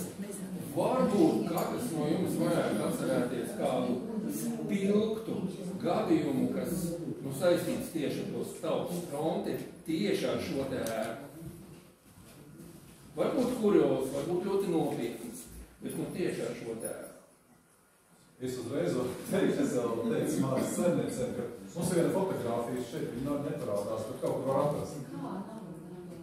Ar to naudu, jā. Fantastiska bilde, bet es to skatu redzēju. Nodibinās tautas frontu, cilvēks sāk nezīt iedojumus. Tur tas tā saucamais Ufīšu kabinets kādreiz bija tāda liela zāle, mazāk zāles, ar šī stāvās zaļā krāsā galds, kur parasti sēdēja rakstnieks arī birojas. Un tagad cilvēki nes to naudu, tos rubļus, lai tautas frontu varētu izdzīvot. Un tur stāv milzīga kaudze. Un es nezinu, vai ārsts arī piedalījās, bet tās administrācijas dāmas sēž apkārt un skaita. Galvenais mums vēstur neliec, ka kaut viens rublis būtu pielikts pie Jautājumi tie bija meža parka manifestācijas iedzīvojumi. Jā, meža parka šādā bildē. Ir fantastiski. Tad dažādi arī bija kuriozi un viss kas mums, piemēram, viens filmā mana brīvība, tur ir tāds Itas Kozakevičs pielūdzējs, tāds ļoti spilgts tēls, kur prototyps dzīvē ir dzejnieks Armands Melnauksnis. Viņš tiešām bija tāds īsts Itas Kozakevičs pielūdzējs, bruņinieks, kas staigāja viņai pakaļ. Tā viena brīdi es te kaut kādu scēnu sagaidīju, nezinu kāpēc, viņš bija tāds milzīgi magnetofonu palicis zem galva, vēl arī Kozakevičs noklausītos, nezinu, tad milzīgi mikrofonu nolicis, ka mums bija tā kārtējā, jo tur dibinājās Latvijas Nacionālās kultūras biedrības asociācija, un Salda Kalnieka atklāja, un viņa teica, tu esi čekists, bet tu čekists nebūtu tik liela, no magnetofonu līdzis, jo viņiem jau bija pavisam cits noklausīšanās ierīces, un jā, tas zaļais gals vairāk un saistās ar tādu, ka mēs sēdējām un izgājām arī spriedām vēl vakarā, jo te bija arī problēmas ar to durvisargu, es nezinu, kā viņš tagad ir apsardzi, bet te bija mājas tāds administrators, viņš bija ļoti neapmierināts, jo darba stundas nebija, mēs strādājām dienu un nakti, un kad beigās izdevās ar Peteru vienoties, ka Tautas fronte viņam piemaksas par to, ka no rīta, faktiski diennakt viņam gadījis jāstāv un jāuzraud un jāstājas durvis, tad viņš beigās samierinājās, viņam ļoti nepatika, ka te Tautas fronte ir izvērsusies un iemierinājusies. Tad bija viens neparasts gadījums, ka ieradās viens no un pieteicās, ka viņš ir no apludinātā Staburaga, no kura joprojām tek ņiprumiņš. Viņš bija drūveris, vismaz 40 grādīgs, bet stiprāk bija. Un mēs šo ņiprumiņu garšojām, tas bija labs. Un vēlāk, kad Rīgas Latvijas biedrībā pēc daudziem gadiem dibinājām Omulīdu klubiņu, tad mēs uzņēmām kontaktu un atradām to tūmā Stamburgā, kurš prata decināt ņiprumiņu. Mēs Omulīdu klubiņā 15 gadus katrā klubiņu sesijā mazlietiņ un mums mumzinājām savu humoru. Tas no tiem laikiem. Ņiprumiņš, mums var nosaukt kādu no kokteļiem. Ja jāatstāsta par šo māju, es atceros to gadījumu, kad tika gatavots pirms Tautas frontes dibināšanas kongresa. Tā manifestācija tika gatavota, kas saucās par tiesisku valsts Latvijā. Un tur mēs sēdējām Upīšu kabinetā, man pretī sēdēja Vilis Krūmiņš, viņš stāstīja, cik brīnišķīgi vīri, ko es Somijā viņš gadu stāstīja. Bet noteikti jādzied, jā, noteikti mums tur būs jādzied. Vajag dziesmu grāmatiņu priekš dziedāšanas tur. Nu, skaidrs, tas ir labi ideja, vajag. Kas to darīs? Protams, vienīgais cilvēks, kas mācījās konservatoriju. Nu, es, protams, mājās pašķirstīju visus vecos dziesmu svētku un pārējos dziesmu krājumus. Bet par laimi man nāca kompanionā Pēters Petersons, režisors. Nu, viņš jau tās dziesmas zināja nevis no krājumiem, bet viņš jau skolā pats bija tās dziesmas dziedājis. Patriotiskās Latvijas dziesmas. Un tā mēs sastādījām, mēs aizgājām pa šī mājā, pa to šauro koridorīti, jūs iedomājaties. No ieejas uzreiz pa labi, tāds šaurs koridorīts aizved uz to gāpes. Mēs aizgājām tur līdz galam, tur bija noslēgts kaut kāds palods bija, uzlikām papīru, kopā ar Petersonu mēs uztaisījām to un iesniedzām, un es vēl tur mājās pierakstīju tekstus, visus klāt un tā tālāk. To visu noorganizēju uz 100,000 eksemplāriem. Kā viņš sevi sauc par pēdējo Baltvācieku Latvijā, Jānošs Štāvis. Tas, jā, 101 gads viņam ir 100 nostādē, ne, Jā, 101 gads. Ļoti man ir arī palīdz strādāt uz šaurais koridorīts, kur mēs ar Petersonu sakārsim programmu. Jā. Jā, noslēgumā es vēl tādās ezotērijas varu pateikt, šis nams ir svētīts un noņemta melna aura. To man Zigmunds Skuļš stāstīja. Tad bija Tautas frontes laikā dzīvojas dažādi cilvēki, demokrātija jau ir pārmērīga, ja? Un, nu, tāda meža dīvainīša, kur padomju laikās tā kā tu viņus nejūt, jo viņus kaut kur nokāš, viņi bieži šeit parādās. Un Zigmunds Skuļš saka, nu, tagad vienu brīdi visi grozās cilvēki, kur pierakstās Tautas frontē, un tagad pieiet pie viņa viens viena dāma man saka, nu te ir melna aura. Es viņu noņemšu, ja, nolūšu. Viņas kaut ko stāsta vēl, tas Zigmunds saka, nu, viņš tā skatās ziņocīgi, atkatās un iet pie kaut kāda cita kunga un saka, vai tā nav mūsu traka, ja, ka viņi to melno auru saka noņem. Viņš saka, protams, ka traka, es jau noņēmu.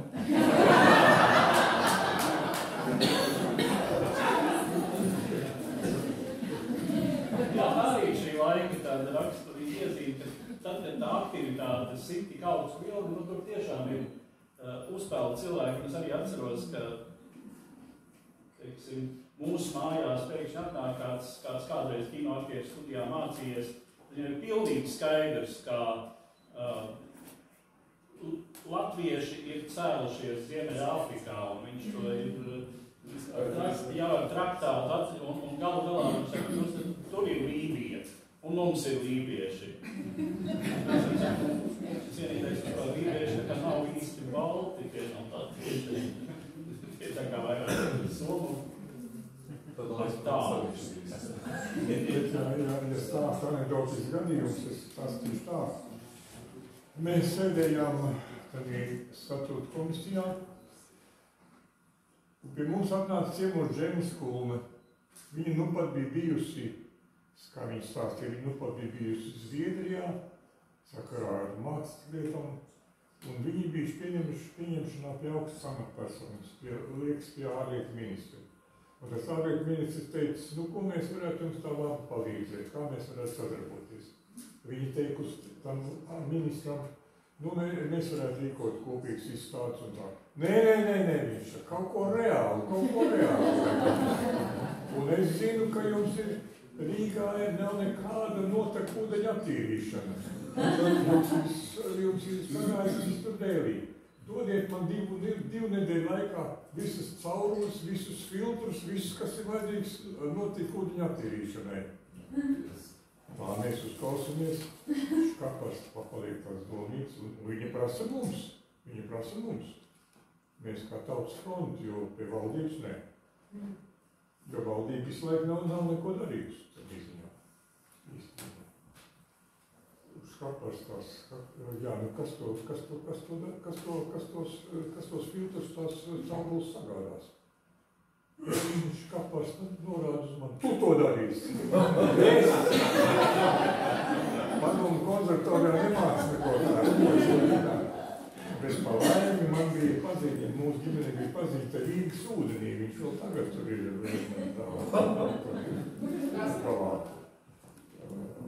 Jā. Un tur bija pazīstami cilvēki, un citi cilvēki palīdzēja, un tiešām tās caurules, un tos viss sagādāja, un kaut kāds rezultāts bija. To ir teikt, ka tautas fronte, kura kļuva pamazām tā kā par otru tādu valdību, ka viņai bija jārisināt ārkārtīgi tādā jautājumā. Es nevaru nepapildināt, ka pirmo reizi pēc Zeles saistkās izklās, mēs niebām viens otram, Jurkāns un Šteins bijām pirmā valsts delegācijas uz Zviedriju, neticējās. Kaut tā ārējā dzīves līmeņa dēļ. Mūs pieņēma. Es domāju, ka tavs pieminētais, viņš bija Zviedrijas ārlietu ministra vietnieks Sten Andersona Peršons, kāds viņam vārds, viņš premjers Šorī. Un viņš tagad pieņem kā vietnieks mūsu tā tās delegāciju. Un viņš saka, es pa Latviju zinu diezgan daudz, redzēt, man te Džemis Kulmes glezna pie sienas. Un pēc tam viņš uzrakstīja kaut kāds memārs, viņš rakstīja, ka ir atbraucis tāds harizmātisks puisis kariem matiem un stāstījis pasaciņus par to, ka Latvija būs brīva. Pēc pusotra gada viņš pats vadīja sašlaikam Zviedrijas Rīgstāga delegāciju, kas teica, Latviju darīsim visu, lai palīdzētu. Man ir novērējums, kā varētu nācijā ar tiem cilvēkiem, kuriem ir dūšīga gadanosti, lai būtu mundrums, lūgums nelietot jēdzienu vecs un novecot. Jo mēs jūstam ar katru gadu vērtāki. Kādēļ mums atverti kungs vērtos gados, nevis vecs.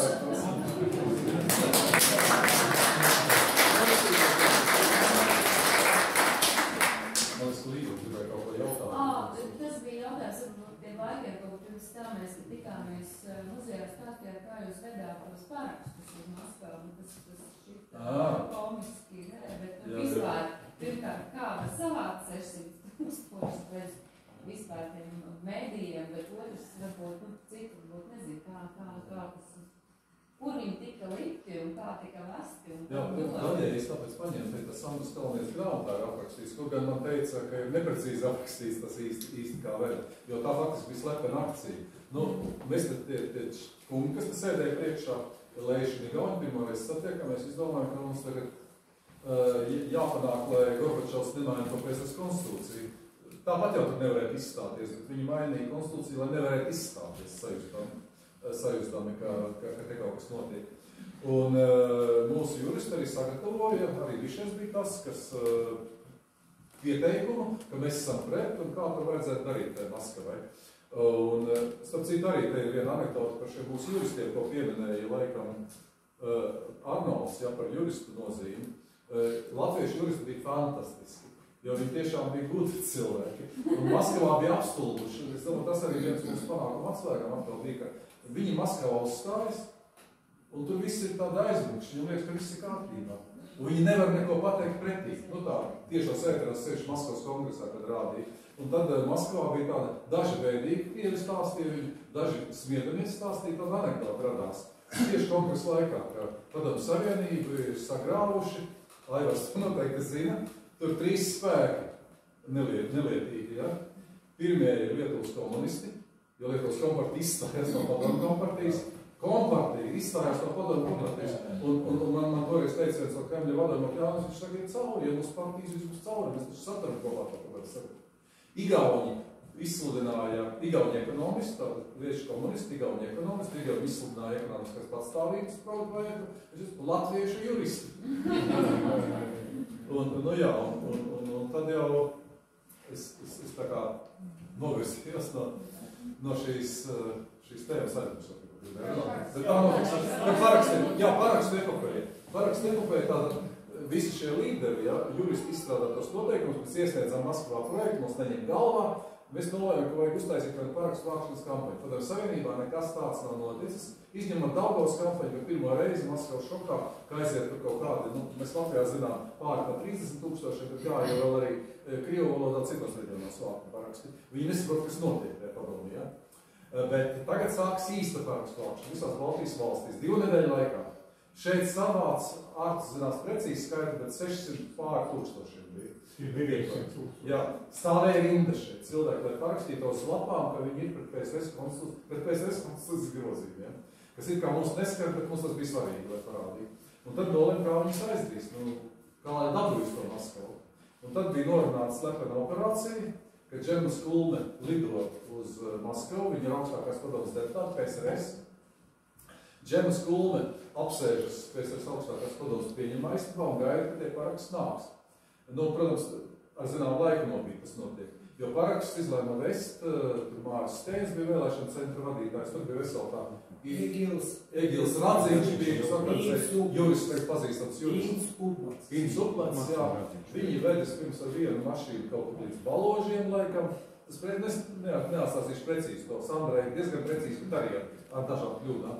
Respektīvi, viņi nomaina vienu mašīnu un it kā vēl nomaina vēl trešo, lai sekotāji nezina, ar kādu mašīnu tie paraksti tiek vesti. Un rezultātā viņi laimīgi nonāk, tās labstīties pa dažādiem ceļiem, nonāk Maskavā, un mēs tagad tie čemodānos salikti milzīgos tie paraksti, viņi nes augstākās uz pieņemumu istabā.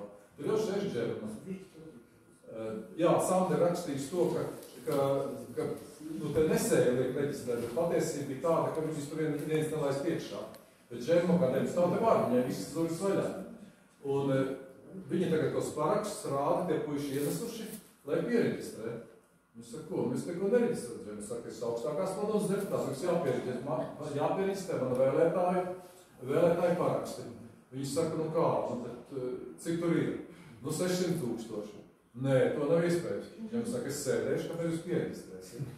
Un tad faktiski pateicoties Džermai, tas notika tā reģistrācija, tos pieņēma, un kur tie dokumenti, kur tie parakstās, es nezinu, bet, faktiski šī akcija bija pirmā, ko darīja visas 3 Baltijas valstis kopā bija 2 miljoni parakstu ar Leišiem un Igauņiem.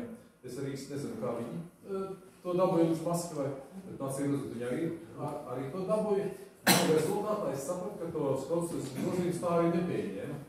Gorbačovs sāka prātāt par jaunu savienības līgumu. 21. augustā, kad sākās pučs, bija paredzēts, ka to savienības līgumu parakstīs. Laikam tāpēc sākās pučs, un ar to arī viss tā savienība beidzās.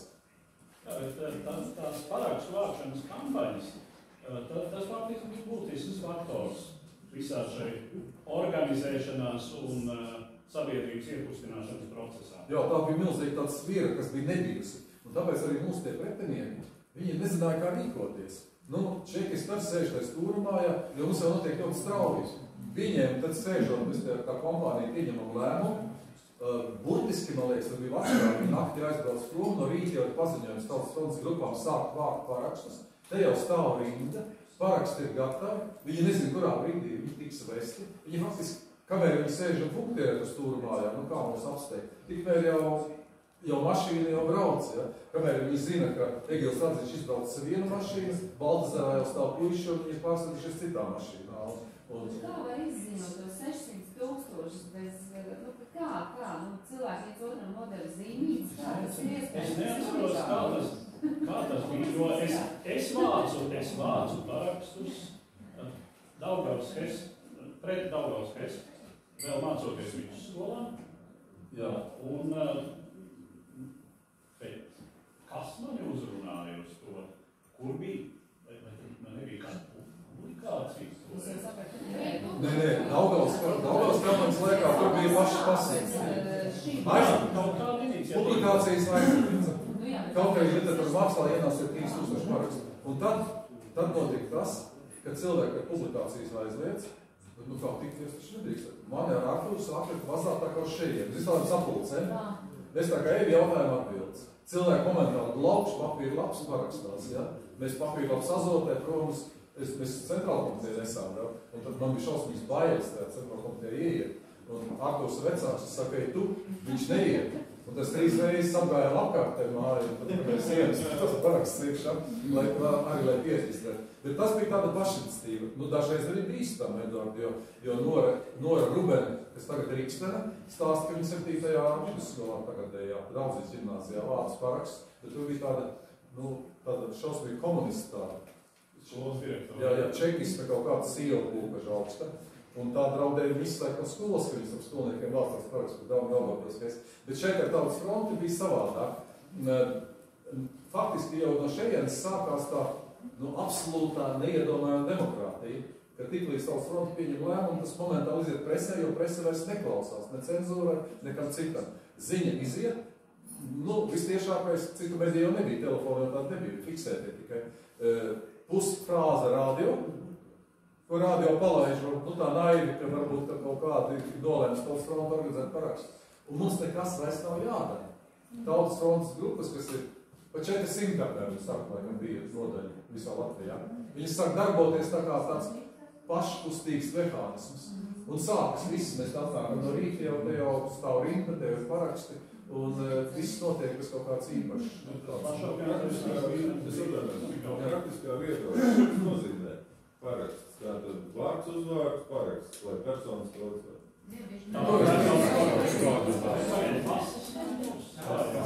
Es vairs īsti neatceros. Arti, tu atceries tās parakstu lapas, ko tu pēc reģistrējāt? Viņus var aiziet paskatīties. Tās mums muzejā ir.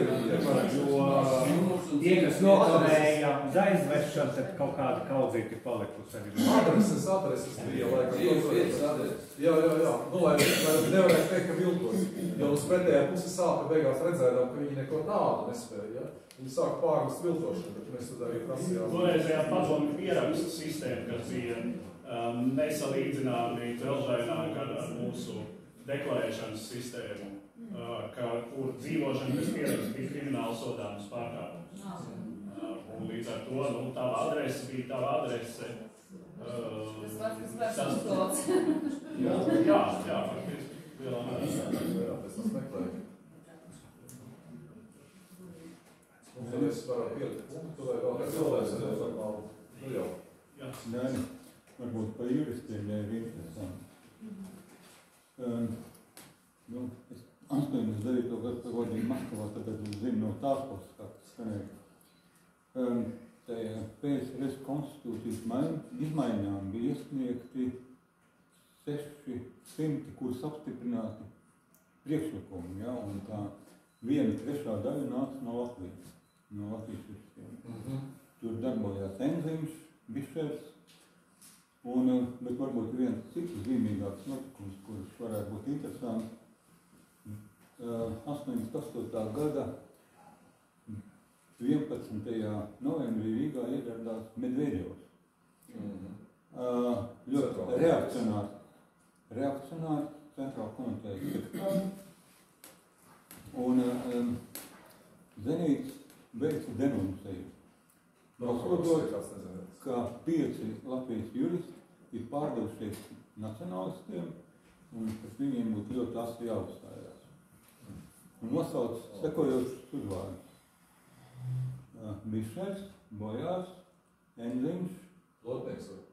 Nē, Plotnieks, pareizi, un Skudra. Jā, nu lūk. Un 12. novembrī notika tautas aktivitātes fonā, notiek Latvijas juristu pirmais fórums Universitātes aulā, kas ir pārpildīgs tā, ka liekas, ka balkons nolūdīgs. Un šajā dienā Skudra, kuram bija samērā slikta reputācija juristu vidū, jo viņš nāca no Maskavas centrāla komitejas administratīvās daļas, tāds ļoti lecīgs tips. Tā.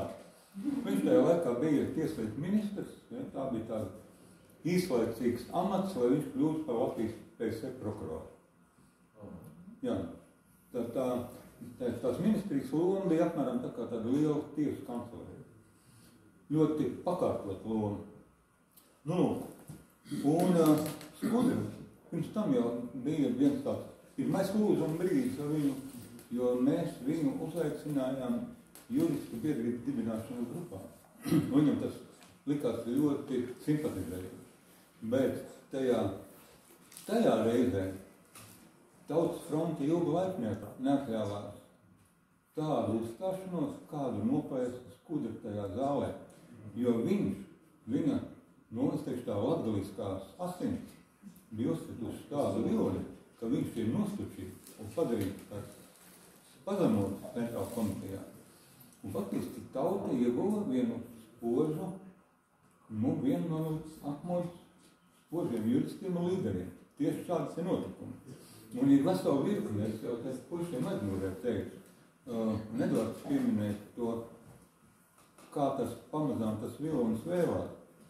88. gada 14. jūnijā, kad Pupurs parādījās pie brīvības pieminekļiem ar karogu, man bija tas gods kopā ar Līviem un ar Eliķu Veidemanu stāvēt tur, kur tagad ir Vācijas vēstniecība. Un mēs nebijām gatavi tajā, godīgi to var pateikt, mēs nebijām gatavi ieraudzīt Latvijas karogu, un Eliķis pirmā frāze bija, šitie baigi laiž pār strīdu. Daudz. Un tur parādījās tas, ko Podnieks savā vienā no beidzamām intervijām publiski teica, raksturojot perestroikas laiku par Gorbiju, ka viņš uzrāva šo demokrātijas un tautas kustības vilni, bet viņš nebija reiķinājies, ka tas vilnis būs tik ārkārtīgs, kas noskalos viņu pašu. Ja, un man ir ļoti daudz, un es vārdu šīs atmodas laiku atmiņas, ja kādam ir, es nezinu, Dainis varbūt rakstiet, es to visu vācu vienā vietā. Ja, mēs ar rakstu laikam visu rīt parīgi. Mēs būs kalsons uz arī vācam. Bet mēs varam dalīties. Paldies par puišiem tur beigās. Jā, es esmu viens no puišiem no provinces, bet kā ir faktiski diezgan liela saistība ar atmodas procesiem un ar šo namu arī tā konkrēti. Pieminēts šis nams, jāsaka, Man bija gods pirmo reizi šeit būt 74. gadā, un toreiz šeit šī pašā zālītē publikai priekšā stādīja jauno dzejnieci Māru Zālītu, un es pirmo reizi klausījos, kā viņi lasa savus dejoļus, un tā. Nu, man pašam bija toreiz laikam tikai 12 gadu. Bet bija tā, kā vēl pirms iesaistīšanos politiskos procesos aiz neko darīt, es tā kā iesaistījos Vēnspils literārajā apvienībā. Kā jūs zināt, tad tajos laikos literārajā apvienībai bija kāds arī konsultants mākslinieks no centra, no šejienes. Mans literārais konsultants bija Mārs Melbals. Lūk, un tad, tajā, kāpēc es to runāju? Tāpēc, ka, protams, literāti un tā vide, tā ir diezgan revolucionāra, un tajā laikā, kas ir ārkārtīgi svarīgi priekš cilvēkiem, bija lasīt starp rindiņām. Jo, varētu teikt, tajā laikā, kad es iestājos tajā literārā apvienībā, man bija kaut kā 23, 24 gadi, un es biju tehniskā inteliģents, kurš beidz tehnisko augstskolu. Kurš nav mācījies literatūru vai latviešu valodu studējis vai kaut ko tādu. Lūk, bet bija interesanti būt tajā vidē, un tā vidē, protams, ja tev ir kaut kāda cita aizmetņi, to dumpiniecisko garu gaisa. Un tas, protams, liek mācīties ne tikai lasīt, bet arī rakstīt starp rindiņām un tā, un tad jāsaka, Dāņi, iespaidojiet tos no tevis. Mēs literārajā apvienībā toreiz 87. gadā domājam, ko mēs varētu ar Ventspili darīt, kā mēs varētu savai dzimtajai pilsētai palīdzēt.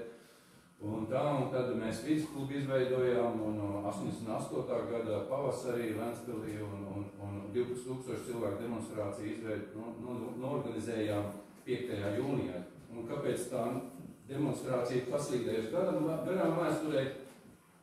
Ir tas, ka tajā laikā bija rakstnieka tas plēnums, kurā visi tie lielie paziņojumi, kas šeit pieminēti, un mēs palikām tur ēnā, un Ojārs Rubens nevarēja atbraukt nofilmēt, jo Latvijā toreiz dažas kameras tikai bija laikam, kuram varēja ceļot kaut kur rīķi, kaut ko nofilmēt, bet viņi pieminēja tādu faktu, ka tā. Bet kāpēc vēlreiz to saku, ka tas bija tas laiks, Edvard, jā, vidusklubs, un man bija gods būt Ventspils viduskluba prezidentam tajā laikā. Un es visu laiku sev uzdevu jautājumu, vai pietiks tās inteliģences, jo mēs gājām pa vidu, bet domājam pa brīvību, vēl pirms brīvība tika paziņot no otrajā kongresā. Pirmajā kongresā vēl tur Tautas frontes kongresā viens vīrs jau par to runāja, viņi tūlīt gan rīt, lai sašņorēja, teiksim tā. Bet tātad aiz zaļājām idejām bija paslēpta doma par to brīvību. Un, ja to domā un atcerās to laiku, tātad tas bija tas retoriskais jautājums, vai pietiks inteliģents un vai tauts sekos tiem, kas bija, vidusklubā. Tur bija daudz tie brīvības cīnītāji, Cālīts, tur Lauds Turins un tā. Varētu nosaukt veselu virkni vārds, kas tur nāca, Juris Ziemels, personības tā laika diezgan, varbūt šobrīd jau ir aizmirsušies viņu vārdu. Bet tagad ir tas galvenais, ko es gribēju teikt saistībā ar šo namu. Jūs vēl laiku teicāt, kā jūs nācāt, kā jūs darbojaties, kā jūs nācāt kopā. Un mums provincē, un tieši mans personīgi, tas, ka iesaistījās visi tie mūsu tautas līderi, vārdi, un tie lielākoties nāca no tās kultūras vidas, ko lasīja literatūru un mākslu, un tā, ka viņi iesaistījās un nāca kopā. Un tāda bija, un man bija tā sajūta, kaut neizdotos, jo tur ir viss tas tautas, tas intelektuālais sakopojums, kam cilvēki varētu sakot, kam cilvēki varētu iet. Un tas varbūt šis visgarais stāsts ir man kā pateicība jums, ka jūs to izdarījāt tajā laikā, kad tas bija iespējams izdarīt, un tad kopējiem spēkiem varēja ar jaunu raķetes, nesēja raķetes funkciju sasniegt to, kas mums izdevās kopīgi sasniegt tajos laikos, kad Tautas fronte bija katram svēta lieta. Paldies jums! Paldies, Valdi! Paldies, Edvard, par visu! Cerams, ka to zināms var saprast, cik svarīgi ir kultūra šādās demokrātijas noturēšanā. Es nezinu, to dās vārdu, bet bija tāds ar dīvainu vārdu uzvārdu Latvijas Saeimā deputāts Mordehais Nuraks. Viņš vēlāk nesapdēkās pēc Latvijas Saeimas, tā bija pēc okupācijas. Un viņam bija tāda viena frāze nodrās, viņš saka, mums Latvijai brīvība nozīmē demokrātiju. Demokrātija ir viss, kas ir Latvija. Nu, varbūt it kā no vienas puses tā vienkārši, bet nu, to vajag sagrāt tomēr, ja, kas šis stāsts bija, man liekas, par to demokrātiju, brīvību, par šo atvērto namu, kas ir tomēr mūsu pirmai valdībai devis paņemt. Paldies, tagad neformāli.